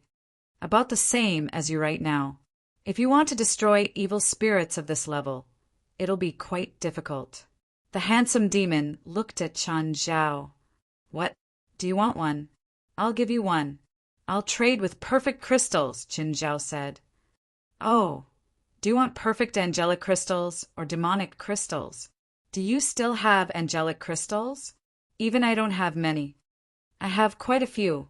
Chen Zhao was about to take them out when he asked, Will it hurt you? It's fine. Take them out. Chen Zhao took out a perfect angelic crystal. The handsome demon took it. Perfect. This angelic crystal is so beautiful. The handsome demon held the perfect angelic crystal and drew magic patterns in the air with his finger. The perfect angelic crystal started cracking. Then, like an egg, a small angel flew out of the perfect angelic crystal. More accurately, it was a little elf. Radiating holy light, it coiled around the handsome demon.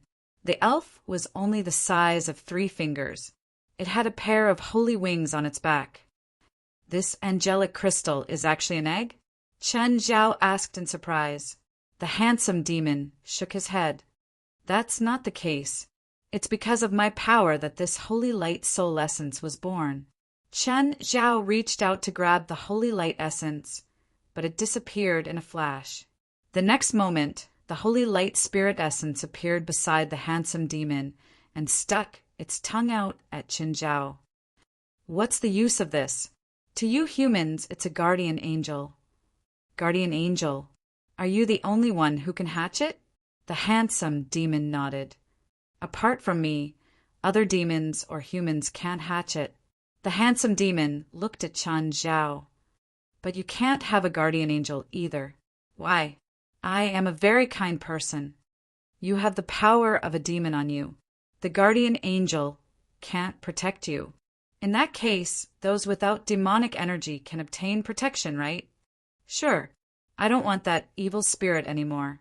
Can you help me hatch another guardian angel? No, it's two. Chen Zhao took out 2 perfect crystals. The handsome demon sucked in a breath of cold air. Where did you get this angelic crystal? Even I can sense the power of holy light contained within it. Help me hatch them into guardian angels. Oh, by the way, teach me how to let my family receive the protection of guardian angels. I can't make the guardian angel choose who to protect. The handsome demon said, however, I can give you a guardian devil. Its purpose is similar to that of a guardian angel. Guardian angels and guardian demons sound like 2 different species. Are you sure their uses are similar to guardian angels? You want to protect your family, right? That's right. Chen Zhao wanted to get one for Fei Lai and Zhurlin. Guardian angels can resist diseases, bad luck, and curses. Guardian devils can devour evil spirits, detect evil intentions, and lend power. Chen Zhao thought about it. A guardian devil seemed to be suitable for Fei Lai, while guardian angel was suitable for Zhurlin. What price do I have to pay? Leave one of the 2 angelic crystals for me. Deal. Chen Zhao agreed quickly. Do you still want that evil spirit? Do you have a way for me to control it? No. What do you want it for?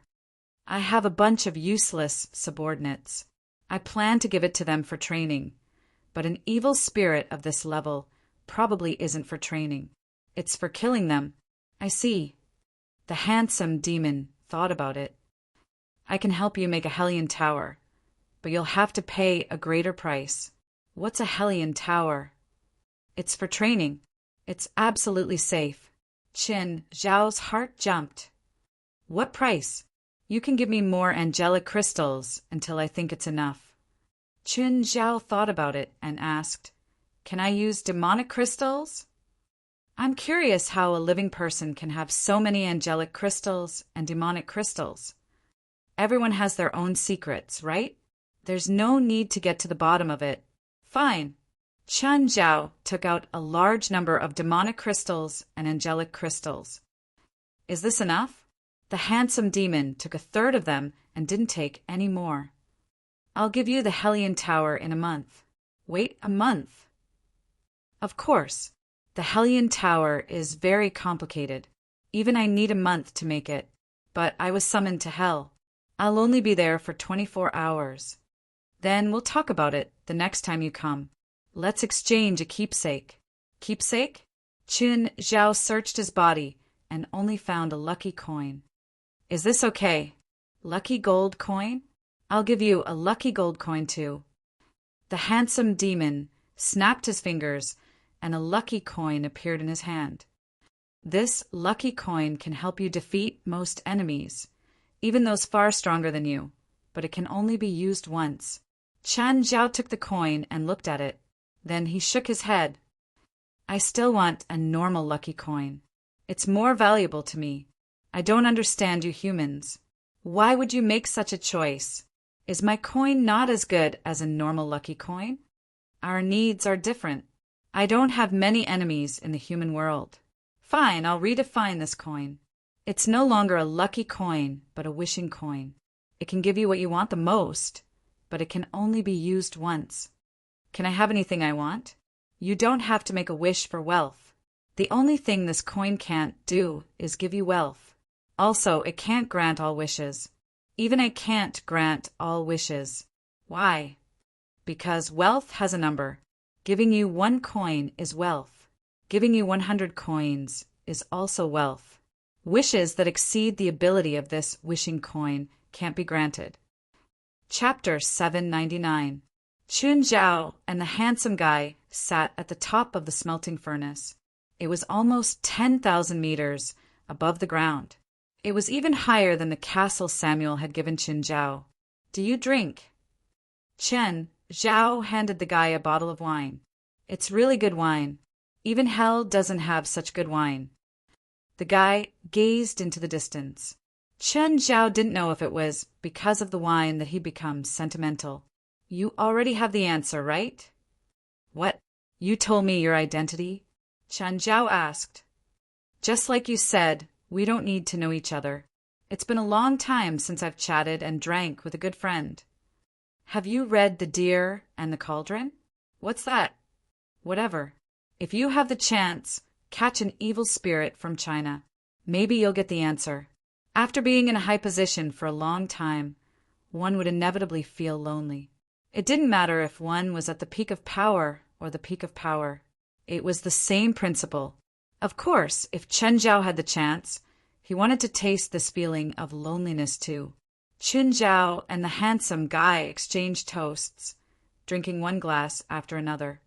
By the way, can you go to the human world? No. The guy shook his head. I can't even send a projection into the human world. Then, what are those believers in the human world? They're just humans who use my name, the guy said. But they have to pay a price. Who's stronger, you or the other demon kings? Chen Zhao asked curiously. I'm the nominal ruler of hell and the leader of the 7 demon kings. I've never fought any of them, but I'm sure that I'm stronger than any of them. Are you much stronger than them? I don't know. The guy shook his head. I'm born with them. I'm the ruler of this place. Our power is natural. What about the other demon kings? For example, the king of ice and snow. Aside from the 7 demon kings, the other demon kings that appeared later were actually our descendants. All the fiends in the infernal realm began with the 7 of us. Chen Zhao's phone suddenly rang. He glanced at the time. My time is up. I should go back to the human world. Goodbye. Goodbye. Chen Zhao returned to his home in the human world. When he reached his bedroom, he saw Fei Lai hugging little Jerlin. However, Fei Lai seemed to be sobbing. Chen Zhao entered the bedroom. Fei Lai, what's wrong? No, I'm fine. Chin, why didn't I hear you coming back? Fei Lai, what happened? I'm really fine. I'm really fine. Fei Lai still had tears on her face. Fei Lai, tell me what happened. Were you bullied? No. Fei Lai pursed her lips. Who's sick? Who's sick? Chen Zhao thought it must be Laurent. It must be Laurent. Chen Zhao. I,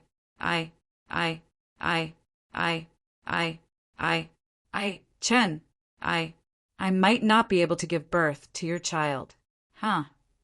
Chen Zhao was dumbfounded. What did this mean? Fei Lai was. Zhao was. Fei Lai, her. Zhao. She was Zhao. Zhao was. Chen Zhao mean Zhao was Chen Zhao. Zhao was a doctor too. He could understand what Fei Lai couldn't explain. Although it didn't have much of an impact on health, it did have a great impact on fertility. Is it a small amount? Chen Zhao asked.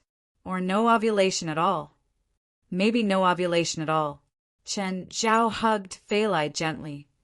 It's fine. I won't have a child. Anyway, Jerlin was enough. He didn't have the thought of having a son to carry on the family line. Chin, I want a child. I want a child. You're so good at medicine. Help me. Fei Lai had never asked Chen Zhao for anything. This was the only time she'd made a request. But this time, Chen Zhao was really stumped. Chen Zhao was confident that he could treat most diseases. However, the only time he'd come in contact with gynecology was when he'd helped a demon give birth. He really couldn't treat physiological ovulation disorder. Fei Lai burst into tears. Even little Jerlin in her arms began to cry. Fei Lai, wait. I'll call Far. Chen Zhao needed to confirm that Fei Lai wasn't mistaken. Okay, maybe I'm mistaken. Fei Lai nodded. She still had some hope that she had made a mistake. Chen Zhao picked up the phone and walked out of the bedroom. Far, did Fei Lai go to your hospital for a checkup 2 days ago? Chen, do you know? Yes. Fei Lai cried really hard. I want to know the details. Fei Lai doesn't ovulate. Chen, don't hurt Fei Lai. Chen Zhao felt helpless. If it was just ovulation, he and Fei Lai could do a test tube test. But if she couldn't even ovulate, Chen Zhao really didn't know what to do. Can the current medical technology cure Fei Lai's illness? It's not a disease. It's a physiological abnormality, Far said. Even you are asking this question. Do you think anyone else has a solution? Chen Zhao returned to the bedroom. Fei Lai had started crying again. Fei Lai, can we stop crying? Chen, is there nothing you can do? Chen Zhao chuckled. No, Far and I will do some research. You're lying. Fei Lai stared at Chen Zhao. Will I never be able to have children? Fei Lai, trust me. Far, and I will think of something. Far specializes in oncology. Chen Zhao felt helpless. Fei Lai was really hard to deal with. Chen Zhao suddenly hated himself. Why hadn't he paid attention to this disease before? Now that Fei Lai was crying, he couldn't do anything. The next day, Fei Lai got sick. She had a high fever. Chen Zhao hurried to reduce the fever.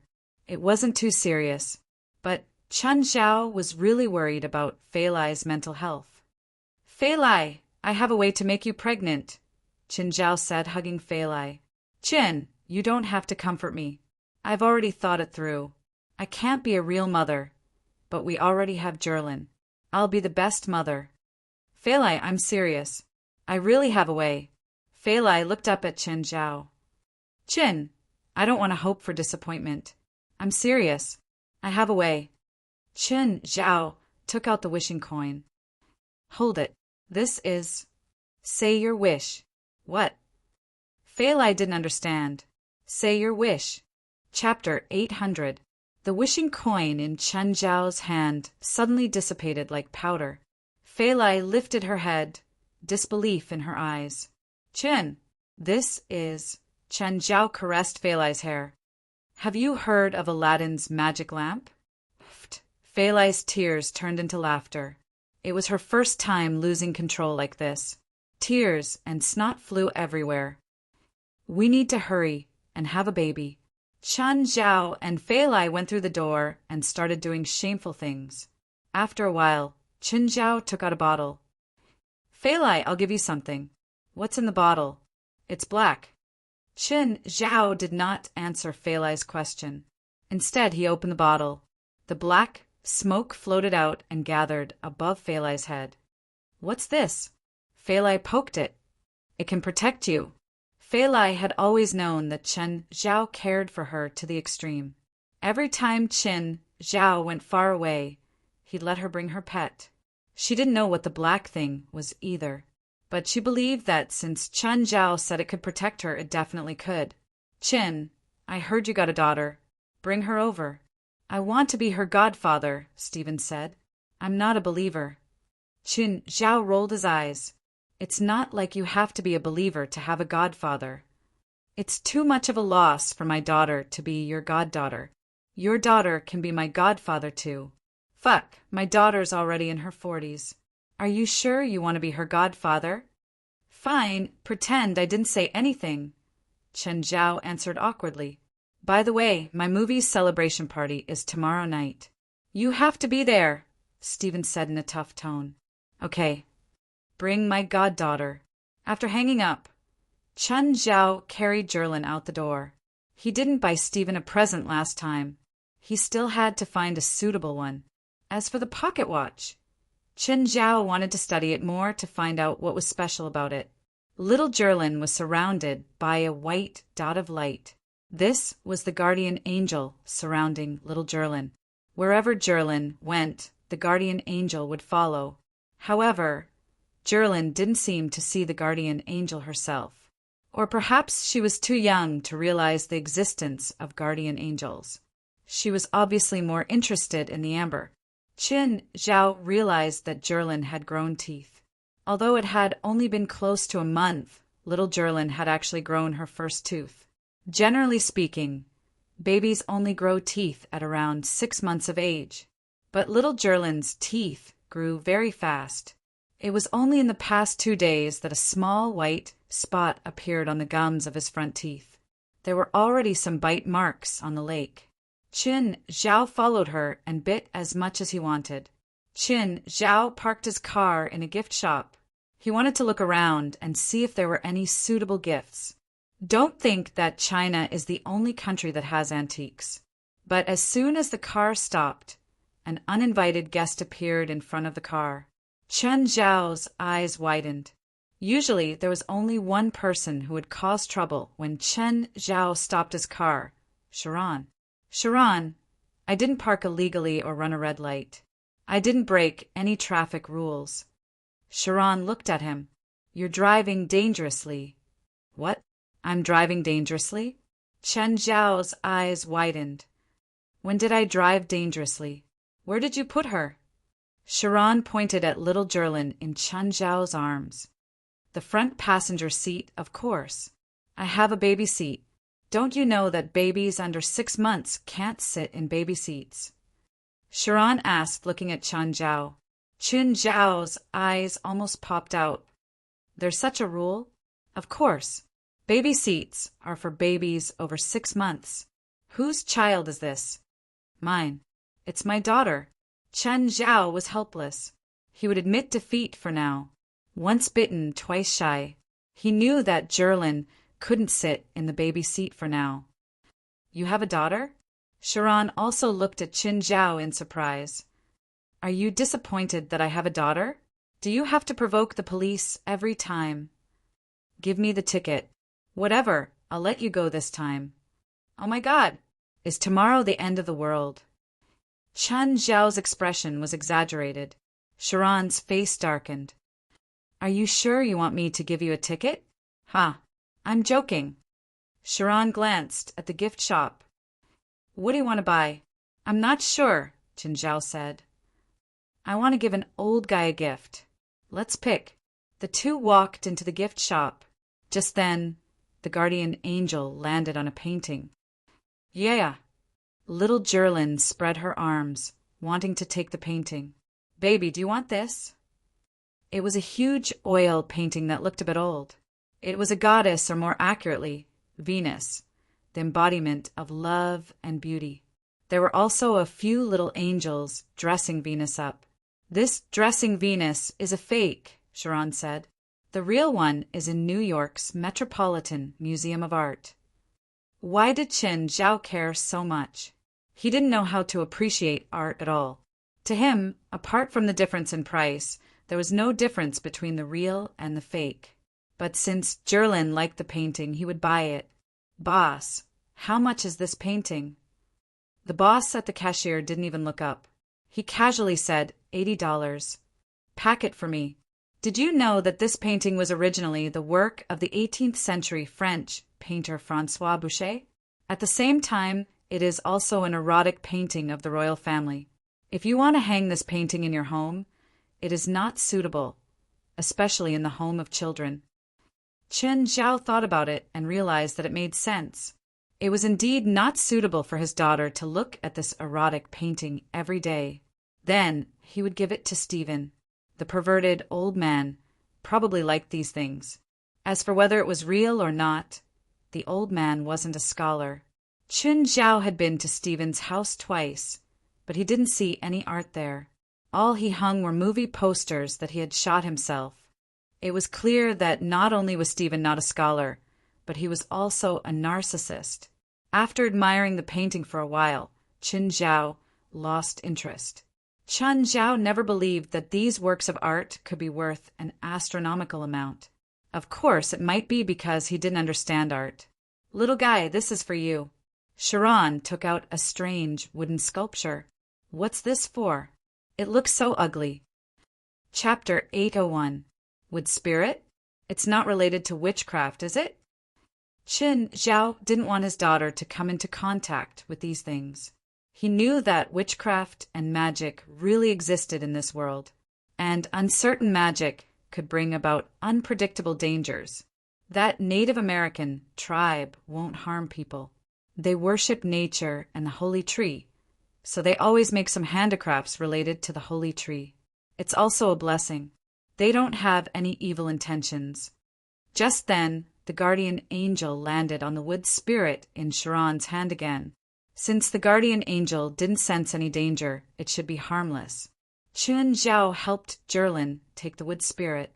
Jerlin immediately stuffed it into her mouth and bit. Daughter, you're not a dog. Don't put everything in your mouth and bite first. Chun Zhao tried to pull the wood spirit, but as soon as he pulled the wood away, Jerlin pouted and her eyes became misty. Chun Zhao hurriedly returned the wood spirit to Jerlin. As long as you're happy. After leaving the gift shop, Sharon followed. Where are you going? Home. How are you going back? Are you letting your daughter sit in the baby seat again? I'll carry her, Sharon said. Fine. Since the baby seat was designed this way, there had to be a reason for it. Since it wasn't safe, then he wouldn't do it. Chun Zhao got up. He didn't have any bad feelings toward Sharon. It was just a habit for them to argue when they met. Perhaps it was because they were familiar with each other. Sharon was also used to finding trouble with Chun Zhao. Sharon had seen Chun Zhao's pets before. However, when Chun Zhao sent Jerlin home and saw the whole family, he was still shocked. Feilai, it's Stephen's movie celebration party tonight. Are you going? No, Feilai said. I want to rest at home tonight. Okay. Chun Zhao hung up. Seeing that it was getting late, Chun Zhao decided to go give Stephen his present. Then he would congratulate him and run away. That was Chun Zhao's plan. Learning from last time, Chun Zhao didn't drive himself this time. Instead, he called a car. Stephen's movie celebration party was at the Regal Hotel. The name sounded very vulgar, but this was the most luxurious hotel in Los Angeles. Stephen was incredible this time. Sea Patrol had been in theaters for more than 2 months, and the global box office had reached $3.5 billion. The North American market alone had exceeded $2 billion. The original highest box office in North America was $936 million for Star Wars, but Stephen had doubled the record this time. Stephen's record was known as a record that could never be broken. The current Stephen had been deified in the film industry. Of course, Angry Sea Detective was also deified. Fury Sea Detective broke almost all the records that could be broken. When Chun Zhao entered the banquet hall, there was still a line outside. Chun Zhao didn't have an invitation. He found a seat and called Stephen. Stephen, you asked me to come to your celebration party, but you didn't give me an invitation. You went to the celebration party? Fuck, I even went to your house to pick you up, and you actually went there yourself. Stephen scolded. Why did you go there so early? Don't be so long-winded. Tell the guard to let me in. Okay, I'll call the person in charge. After hanging up, Chun Zhao waited for the person in charge to come over. Just then, an Asian man sat beside Chun Zhao. He looked to be in his 30s. Hello, the Asian greeted Chun Zhao. Hello, are you from China? Chun Zhao could tell from the accent that he was Chinese. You're also from China? The man was surprised. You're not a reporter, right? The man looked Chun Zhao up and down. Since he was carrying a child, he definitely wasn't a reporter. But he probably wasn't a domestic star either. After all, he was in the entertainment circle. He didn't dare to say that he knew all the domestic stars. At least, he would have a good impression of them. If they were domestic stars, he would at least know their names and looks. No, I'm just here to get a meal. You're really something. You came to the director's celebration party to get a meal, the man said, smiling. I'm Li He. What's your name, brother? Chen Zhao. Why didn't you line up? Li He asked. I don't have an invitation. You came to get a meal without an invitation? You're really something. I know someone here. I'm waiting for the person inside to bring me in. He shook his head, smiling. This isn't our country. Don't embarrass our country. I won't. Don't worry.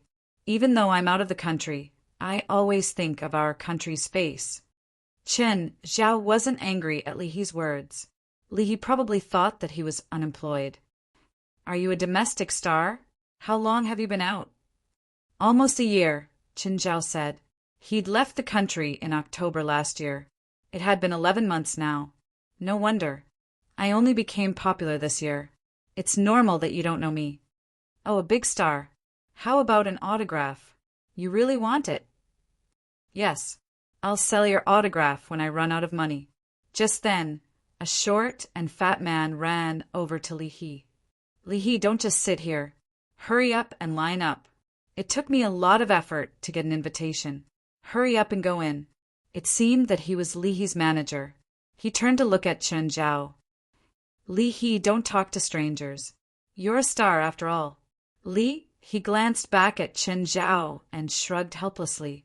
Chen Zhao waved his hand and Li went to line up. Chen Zhao waited in his seat for more than 20 minutes before a man with a mustache found him. Hello, are you Mr. Chen? That's me. Sorry, I'm late. There were too many things in the banquet hall, so I was late. I'm really sorry. It's okay. Can I go in now? Of course, I'll bring you in. Chen Zhao entered the banquet hall. There were already many people inside. They were gathered in twos and threes, chatting. Chen Zhao was just about to find a place to sit when Li came over again. Brother, you really snuck in. Of course.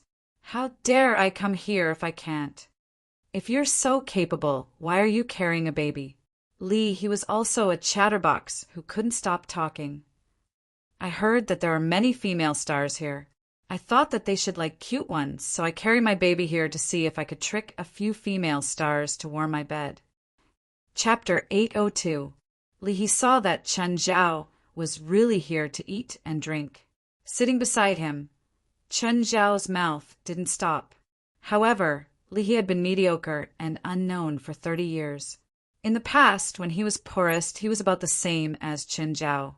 It wasn't like he had never gone to someone's wedding to eat and drink for free.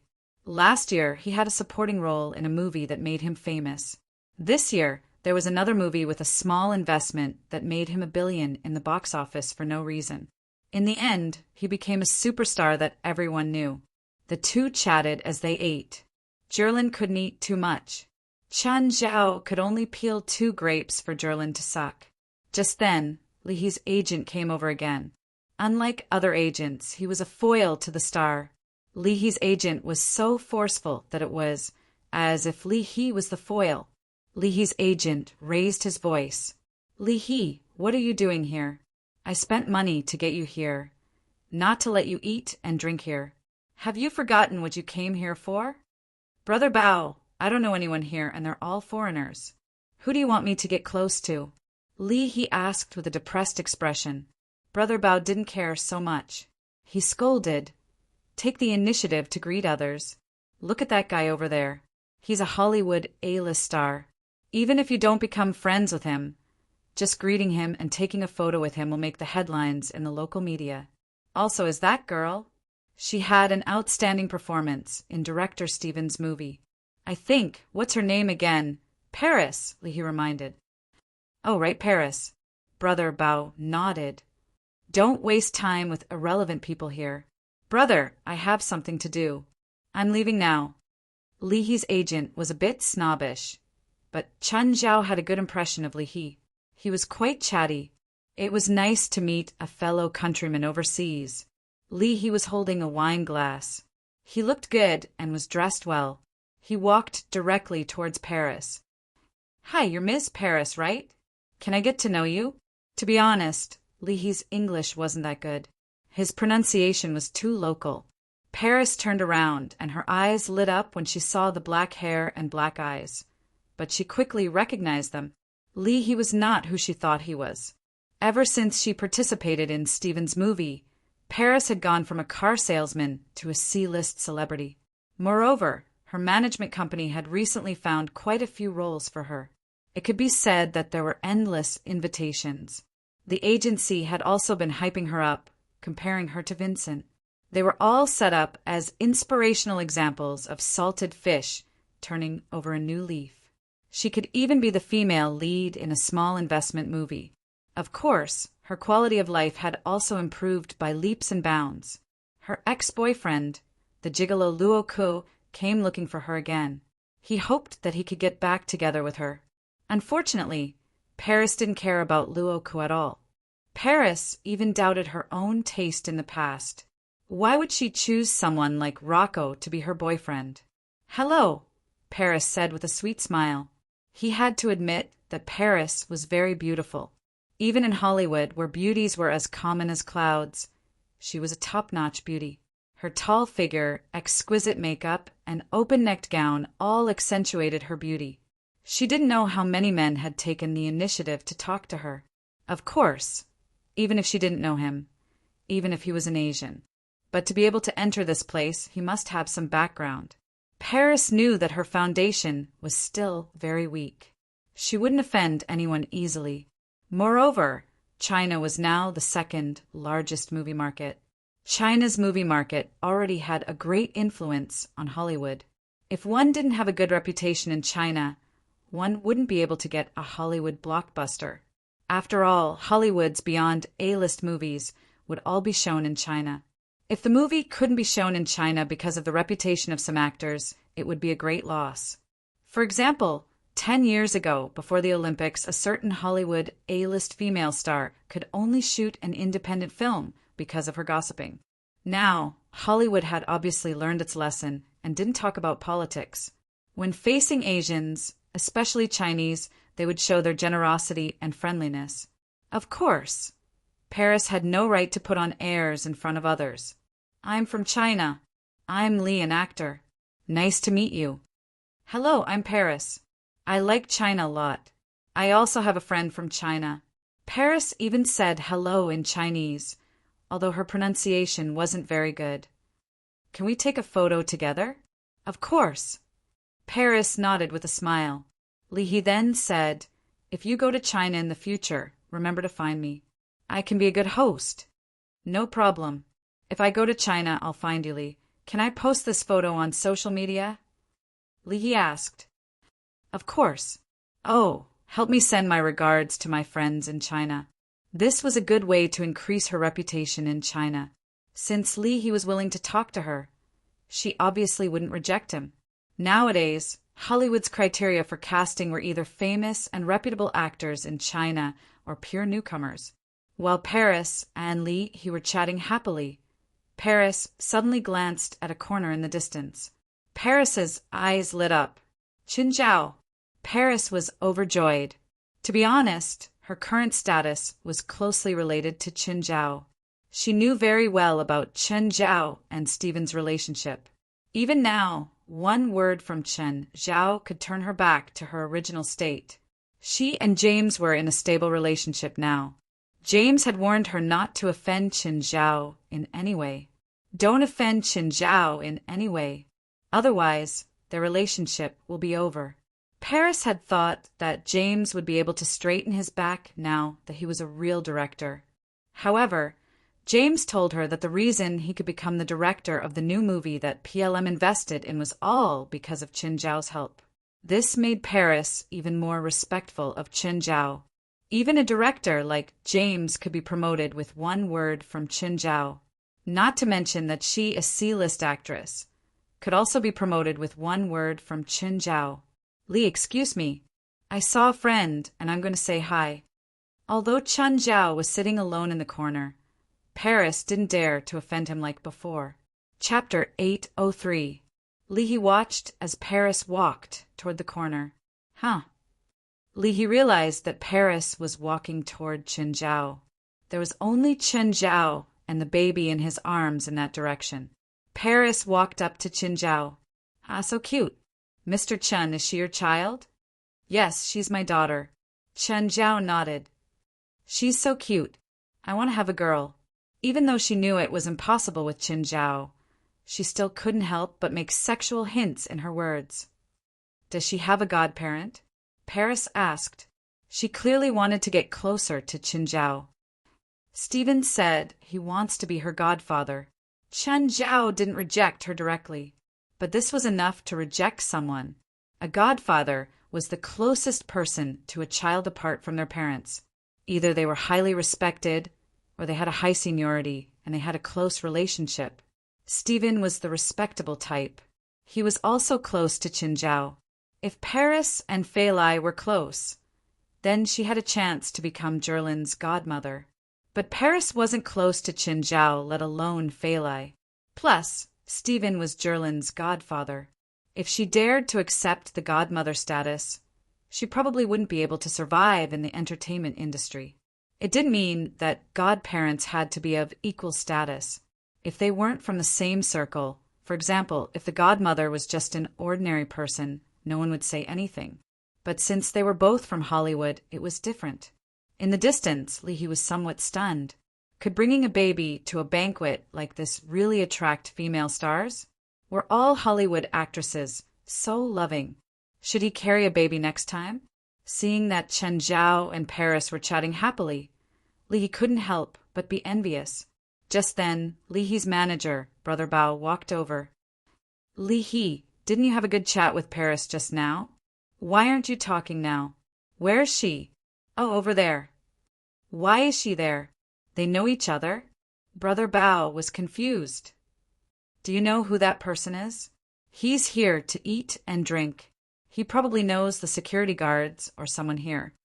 Li He wasn't sure. He felt that Chen Zhao wasn't a guest here. After all, this was Stephen's movie celebration banquet. It was impossible to attend this kind of banquet with a child.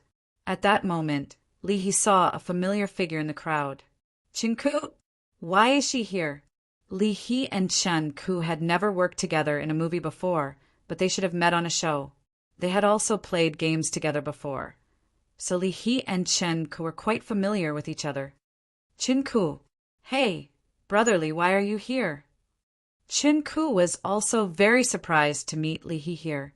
Li He smiled bitterly and said, I'm here to gain experience. Chen Ku also understood and said with a smile, same as me. Although they were famous in the country, they were not in the top tier.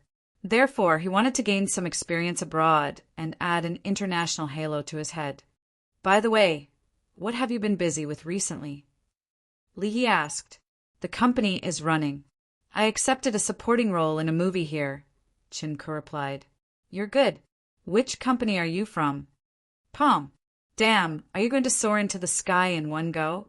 PLM is a big company. Hollywood had very strong regional protection. Generally speaking, if it was not a joint venture film, it was very difficult for people of color to get the main roles. Most of the time, they were just minor characters. They just had to show their faces in the movie and then claim that they were the main creator of the movie. You're thinking too much. It's just a supporting role, and it's not a big production. Animal Supermarket only had an investment budget of $60 million. It was considered above average, but there was still a big gap between it and an A-level production or beyond A. Of course, she also felt that James had increased her screen time recently. What's the name of the movie you're shooting? Animal Supermarket. The director is over there, Chen Ku said, pointing at James, who was not far away. I don't remember this director. He used to be Mr. Stevens' assistant director, Chen Ku said. Chen Ku said that's his name. Although this is his first time as an executive director, he has been with Mr. Steven for more than 10 years. He is almost Mr. Stevens' personal director. Do you want me to introduce him to you? This kind of banquet was actually a large social gathering. It was also the main place to expand one's social network. Therefore, it was very normal to introduce one's friends to the other party.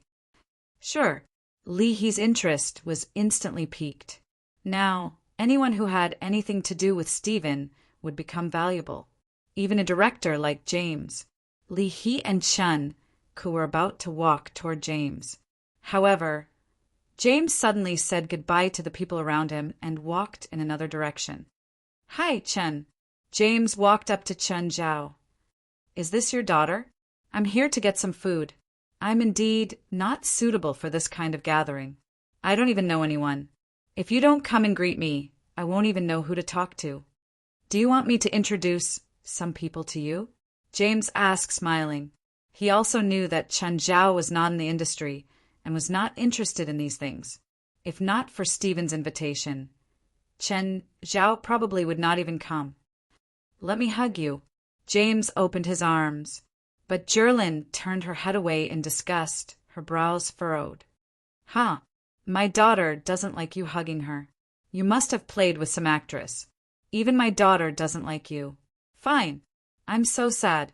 I'm leaving. James left in anger. In the distance, Chen Ku and Li He were both shocked. Fuck. Is hugging a child that useful at these kinds of gatherings? It's him. Chen Ku frowned at Chen Zhao. What? Do you know him? My cousin. Chen Ku did not have a good impression of this cousin at all. Your cousin? Li He was shocked. He's actually your cousin. What's so strange about that? Your cousin knows Director James. Yes, your cousin is also in the entertainment industry. No, he's a doctor. Li He was somewhat shocked. A doctor actually knew Director James. Just then, Brother Bao came again. Li He, hey, Miss Chin, you're here too. Brother Bao looked at Chen Ku in surprise. Brother Bao. Chen Ku nodded slightly. Brother Bao was a rather famous manager in the entertainment industry. He had managed many famous artists. Agents like Brother Bao, who had a wide network of contacts, were also relatively strong, especially when facing a newly famous artist, like Li He. Chapter 804. Go. What are you waiting for? Brother Bao urged. But just then, Yafin and Lucy walked toward Qinzhao. Li He and Brother Bao's expressions froze. Yafin and Lucy were true A-listers in Hollywood. Through Stephen's Angry Sea Detective, they were now well-known actresses. The two stars were chatting happily with Chen Zhao. Can you really do whatever you want with a kid? Li He murmured. Brother Bao's eyes flashed. He regretted it. If he knew this would happen, he wouldn't have let Li He leave Chen Zhao's side. That way, when Yafin and Lucy went over, Li He could get to know them.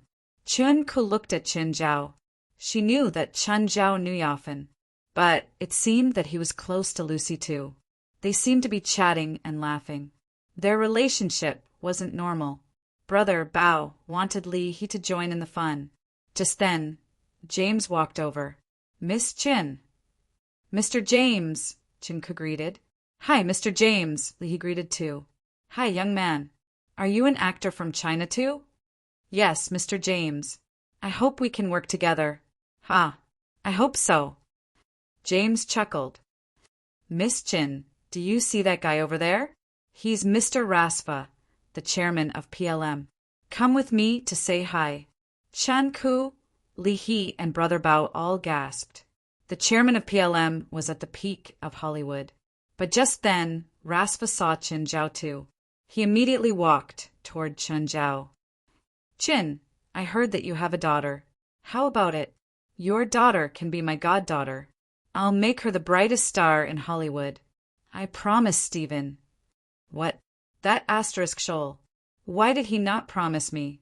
Who told you to say it now? Chen Ku, Li He, and Brother Bao were all stunned. Mr. James, he knows Mr. Rasva? Yes, they're good friends, James said. Your cousin was the one who helped me talk to Mr. Rasva, James said. I became the executive director. Chen Ku gasped in astonishment. Li He and Brother Bao were dumbfounded. What was going on? Wasn't that person here to freeload? How did he suddenly know a superstar and the chairman of PLM? Since your cousin is here, there's no need for me to introduce Mr. Rasva to you. Go over yourself. I believe your cousin will introduce him to you. After James left, Bao and Li He both looked at Qinzhao. No wonder he could get a role in Hollywood. It turned out that he had such a cousin as a backer. Miss Chin, why don't we go together?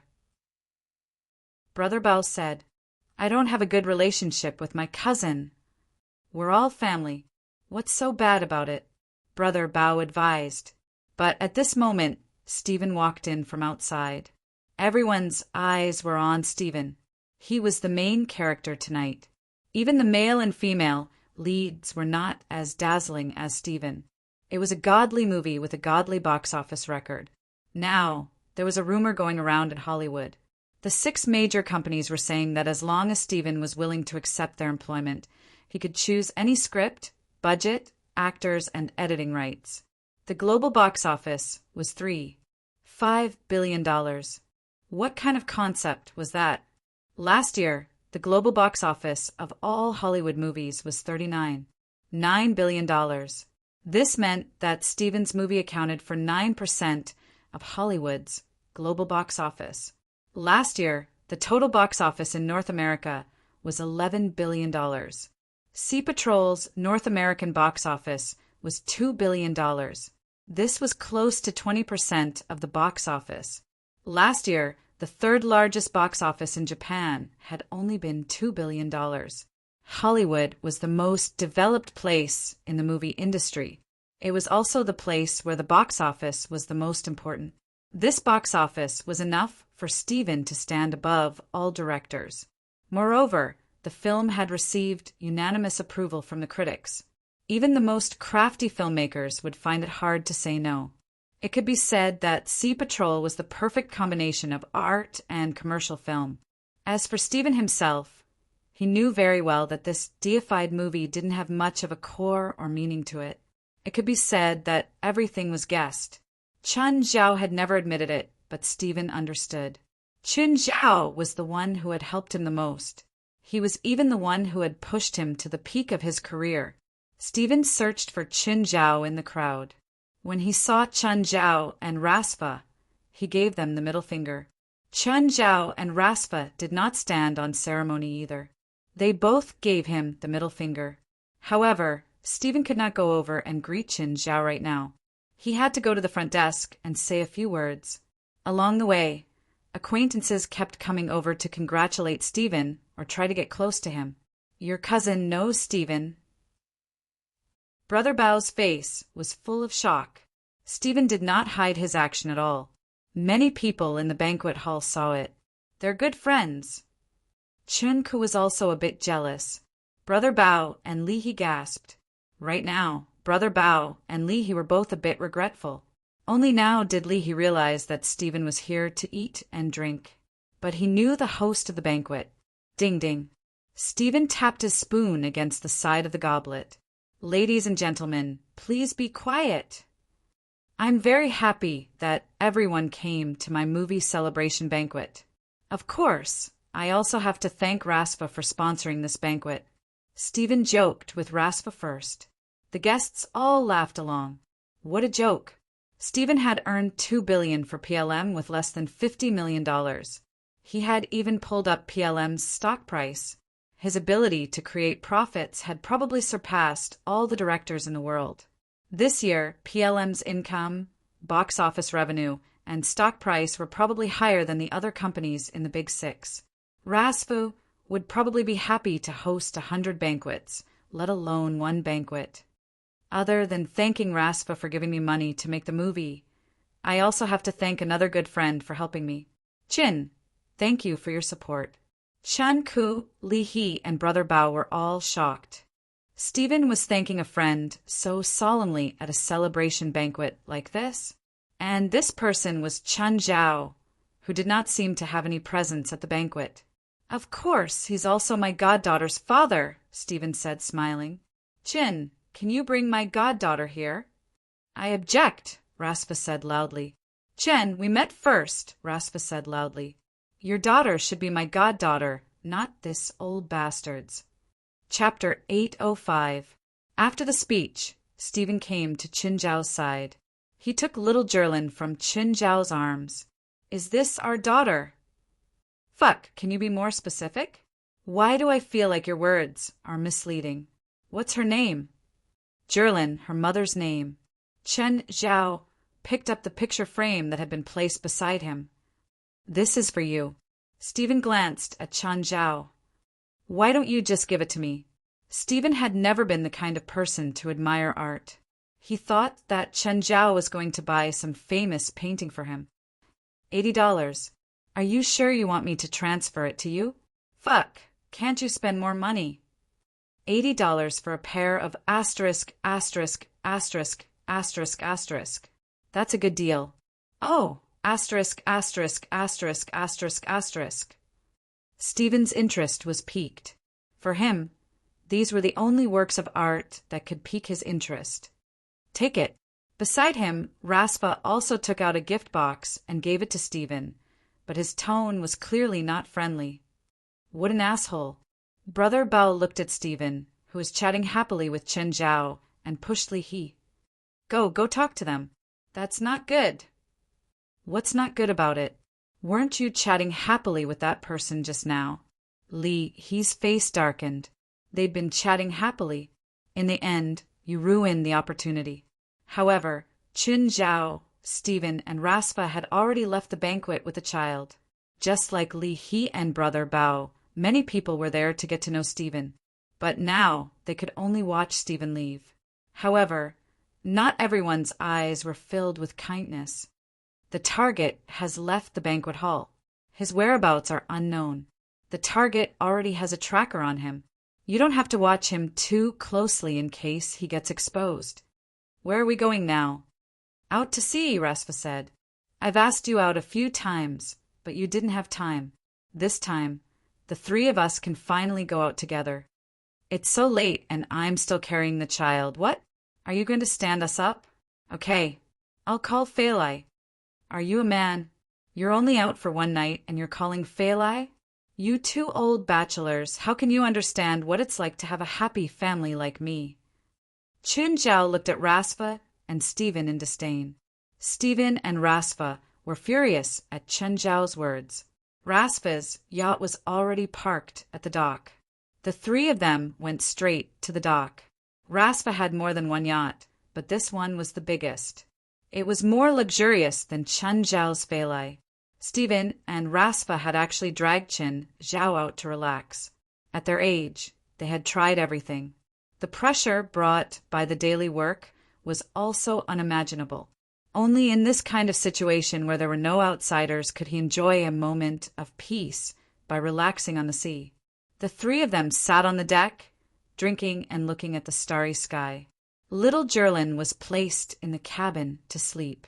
Jerlin was still too young. Chen Zhao didn't want her to be exposed to the sea breeze at night. Chen, you and Stephen made a cameo appearance in James' movie. Yeah, I'm going to ask James for a role tomorrow. Do you really have to make trouble for James? Stephen rolled his eyes. I heard that when Chan went to James' crew, he made a few NGs more than 10 times. If he's not making trouble, then am I? Raspa said, unconvinced. You said it yourself. Having him as a burden in the crew is already exhausting enough for James. You're adding to his burden. What are you talking about? When did I become a burden? You're no better than me. You're talking like you've never made NGs before. Chen Zhao looked at Stephen in disdain. At least I have fewer than you. That's because James doesn't dare to tell you too many times, Chen Zhao said. Do you really think you're that good at acting? Anyway, I'm better than you too. I was an actor back then, Raspa said. That's something that happened many years ago. Come on, let's film a movie. I'll show you my acting skills, Raspa said. You must be drunk. Why are you filming a movie here? There's a camera in the cabin. The three had drunk some alcohol and were a bit tipsy. After taking the camera, the three started to make a ruckus. One was in charge of the camera, while the other two acted out classic scenes from various movies. Titanic, Jack and Ruth fly against the wind at the bow. First time action.